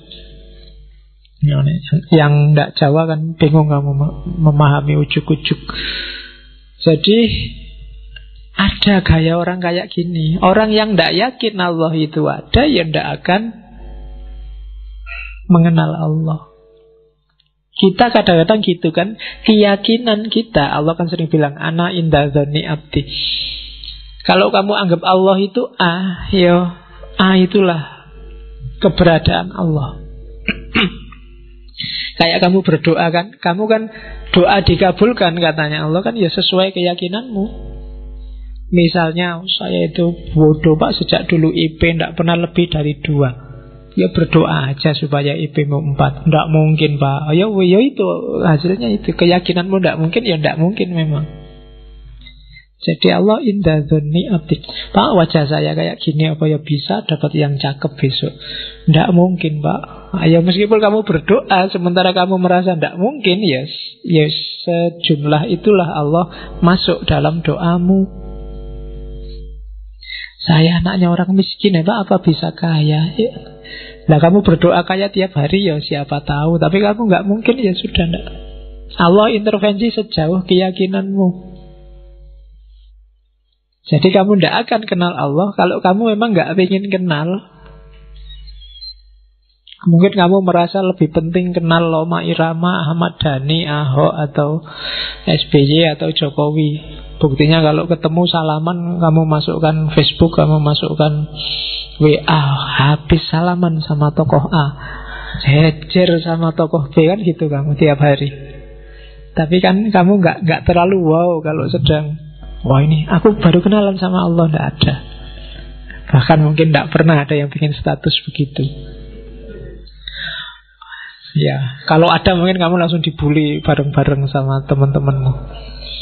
Dianggap Islam anyaran. Wah, Islam anyaran sih, kayak ngerti kalau ada Allah. Padahal yang bilang gitu mungkin dia juga belum kenal sama Allah. Beda loh, ngerti sama kenal. Kamu bisa merasakan bedanya. Orang yang kenal sama Allah, nanti di atas itu ada orang yang dekat. Makanya orang Islam disuruh muqarabah. Ada orang yang dekat, ada orang yang hanya tahu. Hanya tahu itu dari jauh. Mungkin kamu lihat TV, mungkin kenalmu sama Allah hari ini masih baru hanya tahu. Kalau kamu hanya tahu, Allah juga hanya tahu kamu ada. Kan Allah tergantung caramu mendekati Dia. Ada yang sudah kenal. Sudah kenal itu ya mungkin pernah salaman, pernah akrab, tapi terus ditinggal lagi. Ada yang dekat, ada yang akrab, ada yang sampai kawin. Nah, levelmu sama Allah ya silahkan kamu cermati, ada di level apa. Kalau dekat itu kan enak. Makanya kan kemarin ada status di Facebook itu, sholat tidak pernah, puasa tidak pernah, zakat tidak pernah, kok cita-citanya masuk surga. Emangnya punya kenalan orang dalam?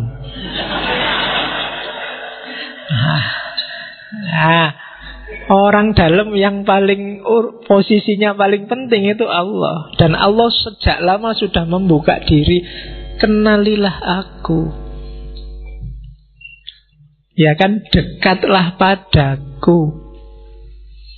Allah sudah teriak-teriak sejak dulu begitu. Ini kamu cuekin aja. Kamu baru nangis-nangis mendekat kalau pas butuh. Itu pun setengah gak yakin. Setengah gak yakin kan, ya Allah pacarku dikawin orang, apa ya bisa. Karena orang ngeluh gitu. Tapi kamu sebenarnya sedang gak yakin, apa ya bisa dia kembali lagi padaku, wong wis dikawin wong. Kalau Allah mau apa susahnya? Kan ku tunggu jandamu. Loh, neng dungane aja ngono lho ya. Oke. Terus sejumlah orang, ada juga orang yang tidak percaya akhirat. Ini juga orang yang susah untuk dia kenal, apalagi cinta sama Allah. Biasanya orang-orang materialistik. Katanya Ghazali, orang-orang ini menganggap diri mereka tidak lebih baik dari hewan atau sayuran. Mereka menganggap diri mereka musnah begitu saja. Kalau mati ya wis entek ceritane. Ada orang yang begitu. Dan yang kayak gini ya tidak mungkin kenal Allah. Seandainya kenal ya tidak ke Allah yang sejati, tapi Allah sesuai kepentingannya. Yang ketiga, ada Allah yang dia kenal, cuma dia sakarepe dhewe. Itu orang yang bilang Allah itu tidak butuh kita, tidak butuh sholat kita, tidak butuh puasa kita. Apa sih gunanya puasa kita yang kayak gitu ke Allah, sholat kita yang kayak gitu ke Allah? Sudahlah, biar aja, tidak usah. Yo percaya Allah tapi nggak pakai ibadah-ibadahan lah. Allah emang butuh itu. Yang kayak gini juga tidak akan kenal, tidak akan sampai pada Allah.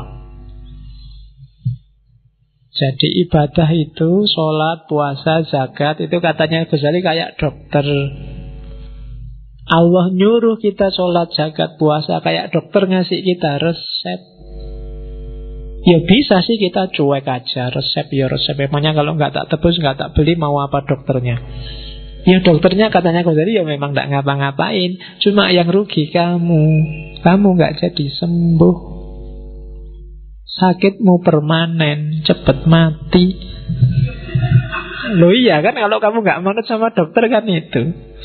Dokter sudah teriak-teriak bilang, ojo ngerokok.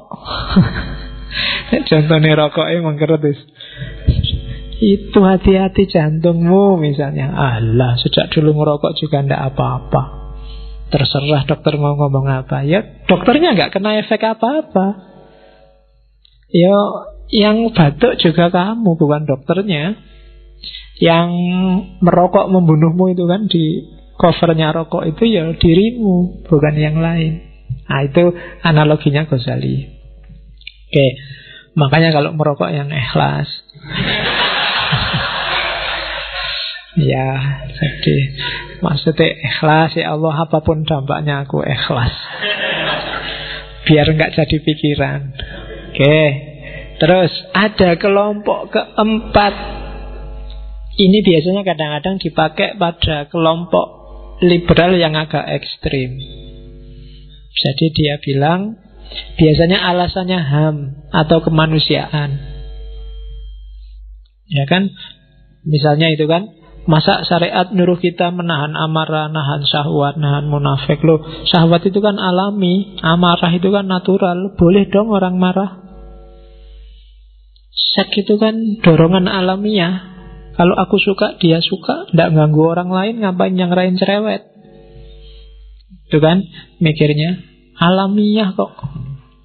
Nah, cara mikir kayak gini, katanya Ghazali, dia sebenarnya sama, kurang piknik. Jadi mikirnya setengah-setengah. Iya bener, itu dorongan alamiah. Agama juga nggak nyuruh mengeliminasi dorongan itu, cuma diatur. Agama cuma ngatur, akalmu juga ngatur.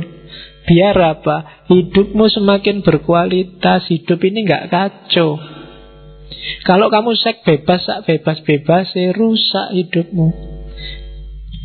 Tiap kali ketemu perempuan, ayo, oke, kamu juga oke, aku oke, ayo. Kalau ngono, iya, rusak hidupmu. Nanti nggak peduli siapa dia, yang penting gelem. Jadi kacau. Makan juga begitu. Bukan berarti yo alami sih makan, natural aja makan, tapi ya diatur. Nabi nyuruh jangan sampai terlalu kenyang. Kemudian macam-macam. Wala tusrifu, jangan makan A, jangan makan B. Itu sebenarnya bukan kok jangan apa kamu nggak boleh makan, tapi pahamilah batasnya orang makan, pahami caramu melampiaskan hasrat. Bukan berarti nggak boleh itu, tapi kamu harus sah dulu, kawin dulu, biar jelas aturan mainnya. Ya kayak orang sepak bola itu harus ngerti batas pinggir lapangannya mana. Kalau enggak nanti sampai di luar stadion masih sepak bola. Lah kan tidak ada gunanya. Atau sudah di-bridge sama wasisnya, pertandingan berakhir kamu masih asik di situ, ya tidak ada gunanya. Jadi agama itu ngasih kita batas. Jadi biar kita ngerti batasnya. Yo alamiah iya. Cuma agama ngasih kita petunjuk melampiaskan yang alami itu apa. Kalau cara mikirmu kayak gitu, katanya Ghazali, ya tidak akan kenal Allah. Terus yang kelima, orang-orang yang permisif. Tiap ada apa-apa, tenang aja, Allah Maha Pengampun, Allah Maha Penyayang. Dosa dikit-dikit besok tobat. Kita wudhu atau dosanya rontok misalnya.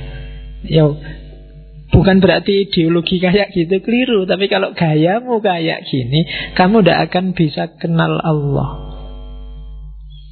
Itu kamu seolah-olah meremehkan, seolah-olah nganggep tenang aja lah, kayak dosa ini gampang, orang tuaku itu mudah memaafkan. Orang kayak gini kan biasanya menjebakmu sendiri. Sama Allah juga begitu. Maksiat dikit-dikit, tenang aja, Allah Maha Pengampun. Agak besar dikit, ampunannya Allah lebih luas daripada dosa kita. Meremehkan. Nah itu juga trouble. Kalau mentalmu mental gini, ya tidak akan kenal Allah yang sejati. Yang keenam, ini kebalikan 5 yang atas. Orang-orang yang sok soleh. Ini juga trouble. Merasa dirinya suci. Wah, kalau saya sudah bebas dari dosa, dunia tidak bisa lagi nggoda aku. Nah, itu juga katanya Ghazali bahaya. Jadi tak bacakan aja ya. Kalimatnya agak nyelekit kalau bagian ini. Jadi orang yang ngaku mencapai tingkat kesucian tertentu sehingga merasa dia tidak bisa dipengaruhi oleh dosa. Katanya Ghazali, namun kenyataannya saat orang lain memperlakukan mereka secara tidak hormat saja, mereka akan dendam bertahun-tahun. Terus jika ada di antara mereka yang tidak mendapatkan sebutir makanan yang menurutnya adalah haknya, maka seluruh dunia rasanya sempit ya, dan gelap. Pokoknya nesu-nesu, merasa haknya dirampok. Katanya Ghazali, mereka ini, para mistikus palsu ini, kadang-kadang berpura-pura tenggelam dalam samudra ketakjuban. Tetapi jika kau tanyakan pada mereka apa yang mereka takjubkan, mereka tidak mengetahuinya. Jadi tiap hari dia merasa, wow, luar biasa Allah itu, luar biasa. Tapi dia wow-nya yang luar biasa. Kalau ditanyain yang diwaukan itu apa sih, tidak tahu. Pokoknya wow aja. Itu juga trouble katanya Ghazali. Ya tidak kenal Allah kalau ya gitu. Kalau bahasa hari ini mungkin lebay. Lebay Allah nggak segitunya kok. Nggak usah kaget kayak baru kenal Allah kemarin. Sudah lama kita kenal Allah, sudah ngerti kita dengan segala kebesarannya. Jadi ketakjuban-ketakjubanmu simpanlah, tidak perlu lebay, karena kuncinya adalah kenalilah Allah. Kalimat yang terakhir itu Ghazali mau bilang, apapun keadaannya, kita adalah hamba dan Allah adalah majikan kita yang maha kuasa.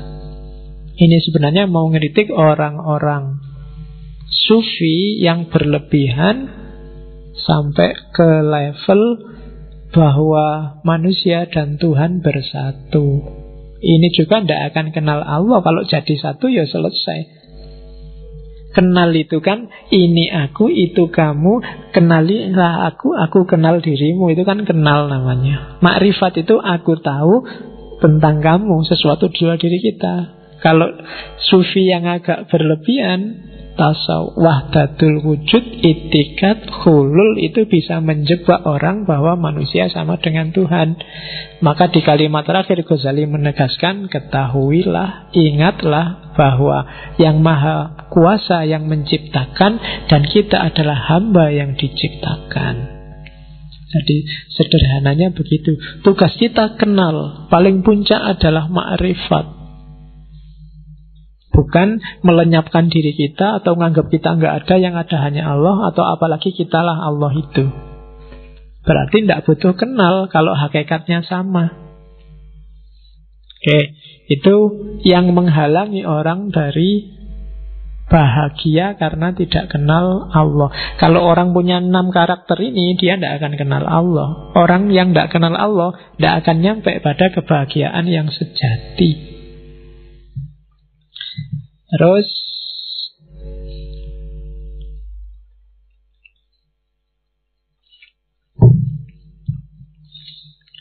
kenal diri, kenal Allah, dan sekarang kenal juga tentang dunia.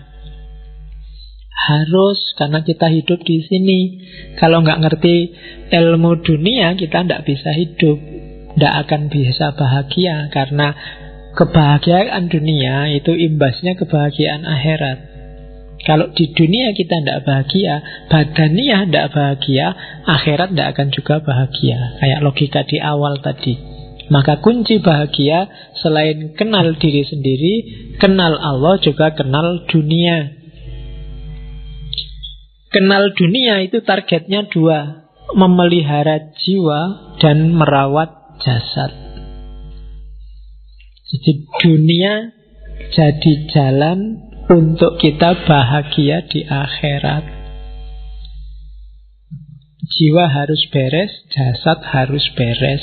Jasadmu jangan disiksa. Waktunya makan ya makan, minum ya minum. Nggak punya uang ya utang. Ya kan harus begitu. Jangan mau kelaparan, karena itu amanat dari Allah. Begitu jasadmu sehat, ibadah juga enak, cari ilmu juga enak.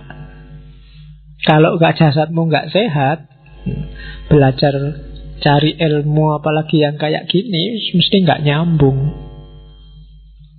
Kamu tidak memelihara jasadmu, jarang tidur, jarang makan, jarang olahraga, ya nanti yang lain juga tidak maksimal. Jadi pelihara jasadmu. Ya sekali-sekali kamu pijet, spa, ya memanjakan diri kalau ada uangnya. Kalau nggak ada ya pijet-pijetan, sak-kancang. Loh, itu memanjakan diri. Yuk kita saling memanjakan. Nah, pijet-pijetan apa. Oke, jadi dunia harus dikuasai. Begitu dunia dikuasai, akhirat akan beres. Karena akhirat lebih mudah. Jadi kunci kebahagiaan kenal dunia. Di kimia ada mengenal dunia, saya nggak akan panjang lebar, kamu sudah ngerti caranya. Bahkan Allah membekali kita untuk kenal dunia itu secara instinktif. Kamu nggak perlu mikir. Otomatis mesin yang namanya manusia akan nyari pemenuhan kebutuhan jasadnya. Kamu nggak perlu mikir. Kalau kamu makan, otomatis nyari makanan sendiri. Kalau kamu haus, otomatis nyari air untuk minum. Kalau kamu punya hasrat itu, otomatis kamu mikir ke sana. Meskipun oleh agama diatur, ya kawin dulu. Sebelum kawin ya, kalau nggak mampu, kamu disuruh puasa kan sama Nabi. Wa man lam yastati' fa alaihi bissaum. Ya, kalau di pondok dulu dipeleset ke fa alaihi bissobun. Oke. Kok kamu ketawa, apa ngerti? Iya, nggak apa-apa ya. Ya, jangan salah. Iya lah, hampir semua ketawa. Mungkin kamu sering ya. Hati-hati, harga sabun besok naik loh. Oke, terus jadi itu yang kenikmatan dunia. Nah, Ghazali membahas khusus kenikmatan dunia itu tentang musik. Karena mungkin di era itu ada kritik-kritik terhadap sufi yang pakai musik, pakai puisi, pakai nyanyi-nyanyi. Katanya Ghazali, apa musik itu haram atau halal tergantung yang dibangkitkan apa. Musik itu kan yang disentuh jiwa. Nah, yang dibangunkan dari jiwamu itu apa? Tadi kan jiwamu ada setan, ada malaikat, ada kebinatangan. Kalau yang dibangkitkan yang negatif-negatif, hasrat kebinatangan, maka dia haram. Tapi kalau dia membangkitkan sesuatu yang bikin kamu lebih dekat sama Allah, maka dia halal. Jadi teori musik itu kan selama ini orang debat. Boleh nggak musik selawatan pakai musik, kemudian berdoa diiringi puisi biar lebih nyaman. Kalau bagi Ghazali, asal itu bikin kamu semakin dekat sama Allah, maka boleh. Tapi kalau dengan musik itu yang bangkit dalam jiwamu adalah hasrat-hasrat kebinatangan atau kesetanan, maka jangan. Dengar musik koplo, dengar dangdut yang goyang barbel, goyang apa itu kan, yang bangkit kan pasti enggak. Kamu lihat masuk ingat, ya Allah kan enggak mesti. Pasti kalau lihat itu bukan Allah yang muncul di kepalamu kan. Iya. Mestinya isinya kayak gimana ya, mesti jadi pikiranmu mesti yang aneh-aneh. Nah yang kayak gitu katanya Ghazali enggak, yang kayak gitu ya haram. Kalau flat Pak, flat itu enggak ada yang bangkit apa-apa, ya standar aja Pak, nyari hiburan. Katanya Ghazali kalau hanya hiburan saja itu boleh. Jadi ya suka aja Pak, misalnya musik klasik Pak. Saya enggak tahu Pak, musik klasik itu enggak bangkit apa-apa, malah ngantuk saya Pak. Misalnya, ya katanya Ghazali hanya untuk hiburan itu boleh, enggak apa-apa. Jadi kamu bahagia dengan itu enggak masalah.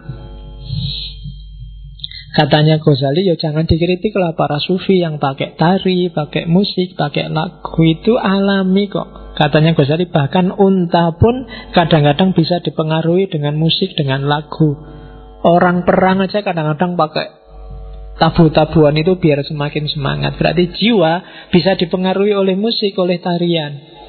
Maka kuncinya bukan pada musiknya, tapi yang bangkit dalam jiwamu itu apa dengan musik itu.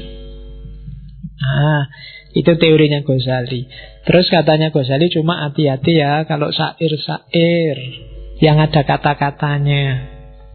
Jangan sampai ada kata-kata, kalimat yang menyesatkan orang. Misalnya kalau di situ contohnya kalimat puitis dalam sufi, misalnya kau berubah dari kecenderungan asalmu. Nah itu kalau kalimat ini maksudnya pada Allah, maka tidak boleh. Karena Allah tidak berubah. Biasanya satohat sufi itu sering menjebak ke sini. Yo, satohat itu ekstase, pengalaman puncak kenikmatan, monggo dinikmati sendiri oleh sufinya. Jangan model pertunjukan untuk umum.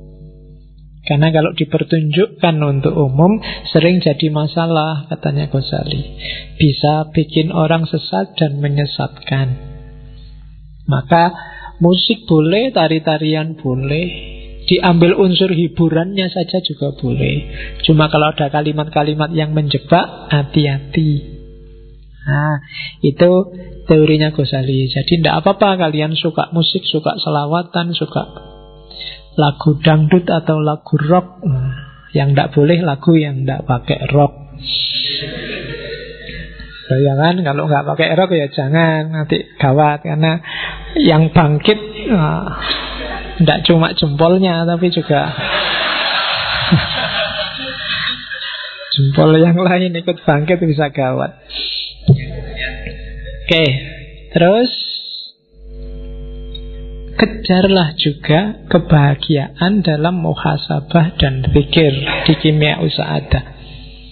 Muhasabah itu nikmat, kejarlah. Cobalah lakukan muhasabah bolak-balik. Sering saya sarankan, Mbok, sekali-sekali tafakkur muhasabah.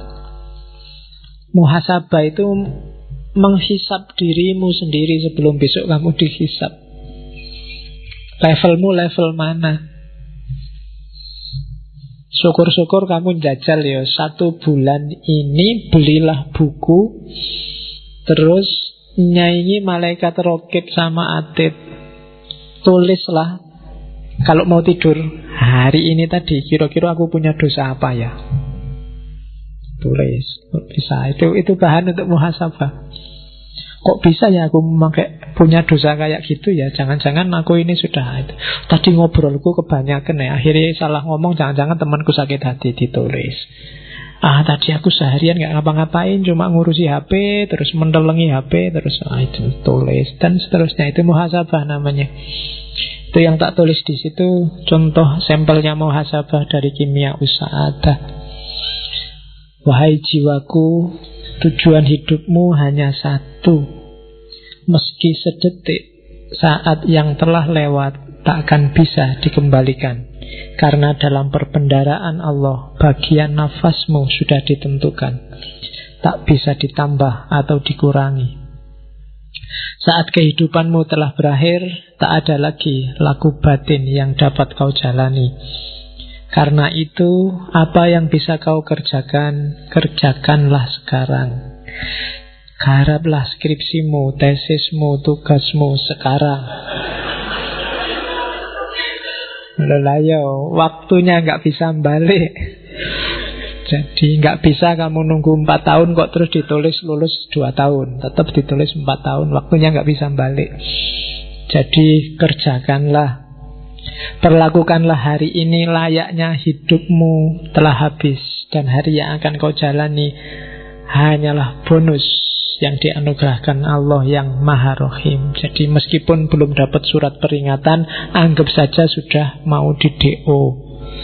Jadi ngarape serius. Anggap aja waktumu hari ini itu sudah bonus. Harusnya kamu sudah selesai kemarin-kemarin. Itu muhasabahnya mahasiswa semester tua. Ya kamu hitung-hitung sendiri lah ya, dihisap sendiri dirinya. Kamu sudah bisa. Itu muhasabah. Kalau zikir, katanya Ghazali ada 2 jenis zikir. Yang pertama zikirnya para wali. Zikirnya para wali itu anytime, setiap detik, dimanapun, kapanpun, semua gerak tubuhnya adalah zikir, tidak cuma mulutnya. Ada juga zikir ashabul yamin. Zikir ashabul yamin itu kalau ingat ya zikir, kalau enggak ya lupa. Tidak apa-apa, begitu ingat zikir lagi.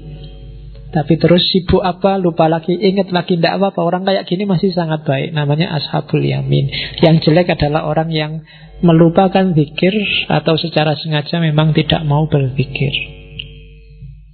Zikir itu nggak harus kamu patok sekian ribu kali dengan kalimat apa.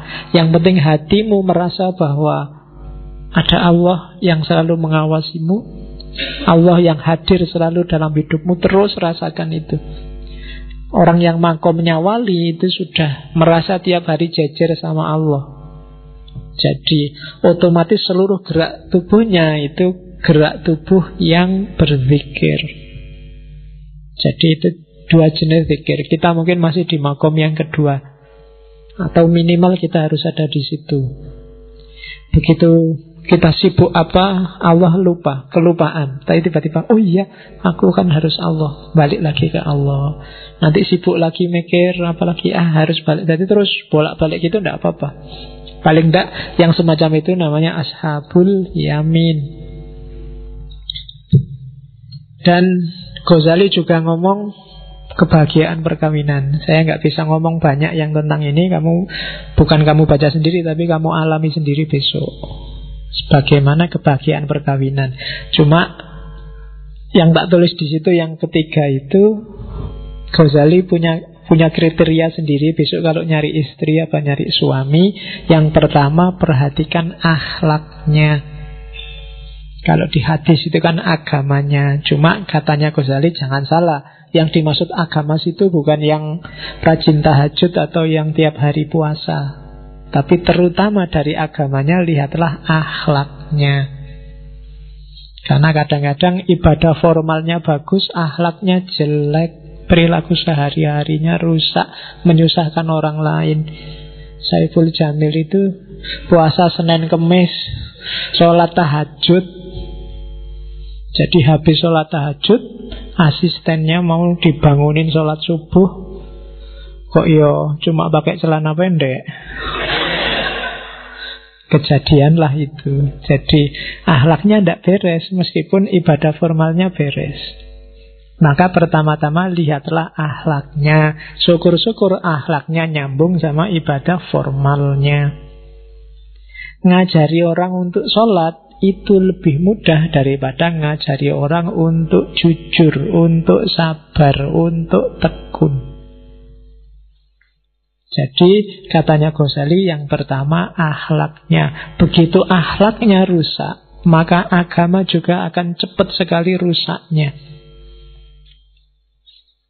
Jadi pertama-tama pilihlah agama. Cuma dari agama itu pilihlah yang pertama, ceklah akhlaknya. Jadi kalau besok kamu nelisik orang yang mau jadi istrimu apa jadi suamimu, ya biasanya kalau orang kampung sholat ndak, puasa ndak, iya bagus-bagus saja. Cuma selain itu tanyakanlah akhlaknya, perilakunya pada orang tua, pada tetangganya, pada teman-temannya, kesan mereka dan seterusnya. Jadi yang pertama akhlaknya, yang kedua kebiasaannya tiap hari apa.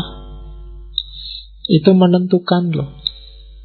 Kalau nggak cocok sama kebiasaanmu tiap hari, itu bisa jadi masalah.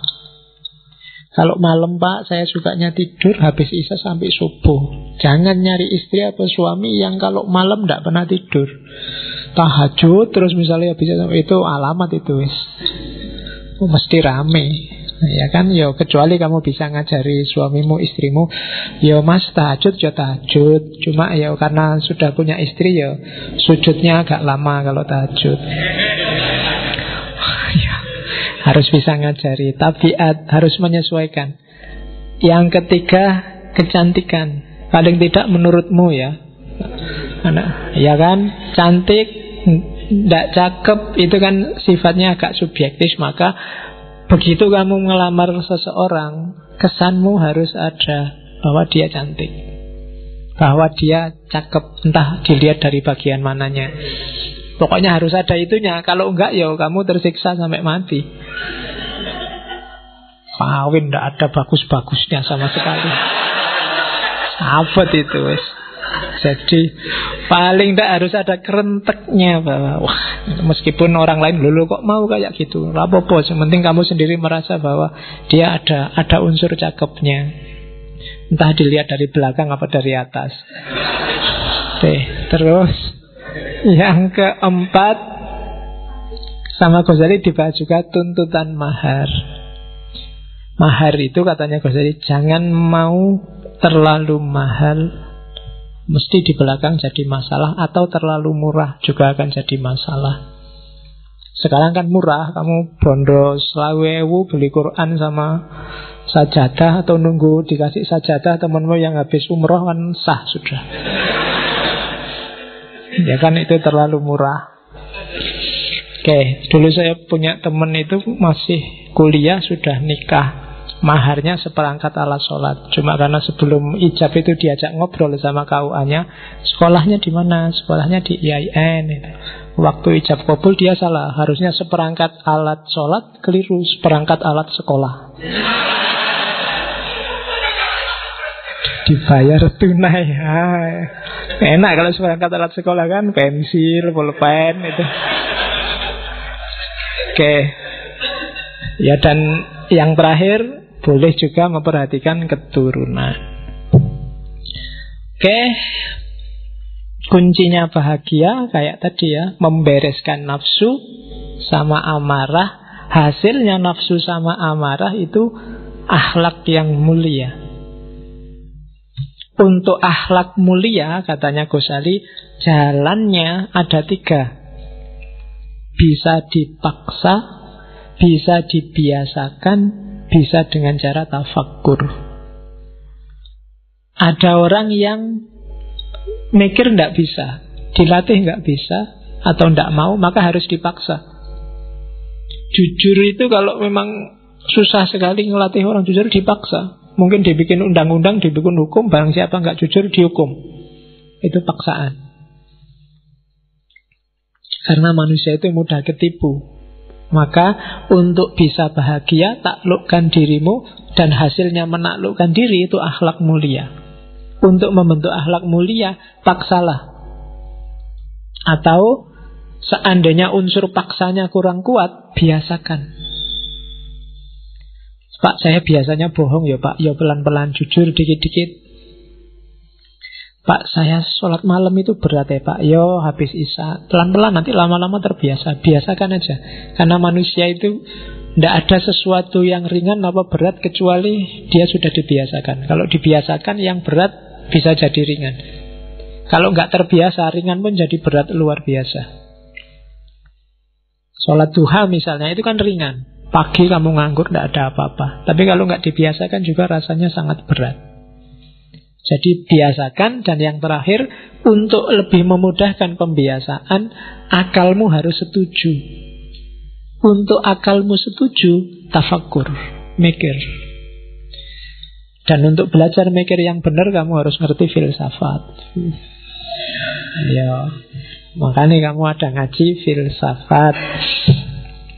Terus orang yang akhlaknya jelek, di kimia itu ada 4 jenis. Perangilah 4 jenis akhlak jelek ini. Yang pertama orang bodoh. Yang kedua sudah bodoh sesat. Yang ketiga sudah bodoh sesat fasik lagi. Yang keempat sudah bodoh sesat fasik jelek. Iya, numpuk-numpuk itu. Perangilah. Ya, yang lebih nomor 1, orang bodoh itu gampang diatasi. Bodoh tapi sesat, jalannya salah, ya gampang diingatkan dari kesesatannya. Lebih susah nomor 3, sudah bodoh, sesat, fasik. Fasik itu berarti memang dia niat melakukan kejelekan. Nah, itu lebih susah diingatkan. Atau jelas ingin melakukan kejelekan dan dia sendiri memang jelek aslinya. Wah, itu lebih susah lagi. Jadi perangi 4 hal ini. Jadi lawannya akhlakul karimah itu akhlakul madhumah. Akhlak madhumah itu 4 karakternya ini. Dan ini trouble-nya katanya Ghazali. Setelah ini takluk, orang bisa masuk karena akhlakul karimah. Dan akhlakul karimah itu kuncinya adalah menaklukkan diri sendiri. Kuncinya menaklukkan diri sendiri, kenali diri. Ya kayak tadi, kenali Allah, kenali duniamu, maka akhiratmu akan bahagia. Nah, itu kimia sa'adah dari Ghazali. Oke, sudah jam 10. Alhamdulillah Ghazali selesai. Insya Allah kapan-kapan kita lanjutkan Ghazali seperti saya bilang tadi dengan kitab-kitabnya yang lain. Minggu depan kebahagiaan, kurang 1 sesi lagi. Kita masuk ke Jawa. Kita ketemu dengan filsafat kebahagiaannya Ki Ageng Suryo Mentaram. Kalau Ki Ageng Suryo Mentaram memang dikenal dengan teorinya tentang bejo. Iya. Kita minggu depan kita belajar bejo yang bukan karena tolak angin. Kita nyari bejo yang sejati. Oke. Saya kira itu, kurang lebihnya mohon maaf. Wallahu a'lam bishawab, wallahul muwaffiq, wal afu minkum. Wassalamualaikum warahmatullahi wabarakatuh.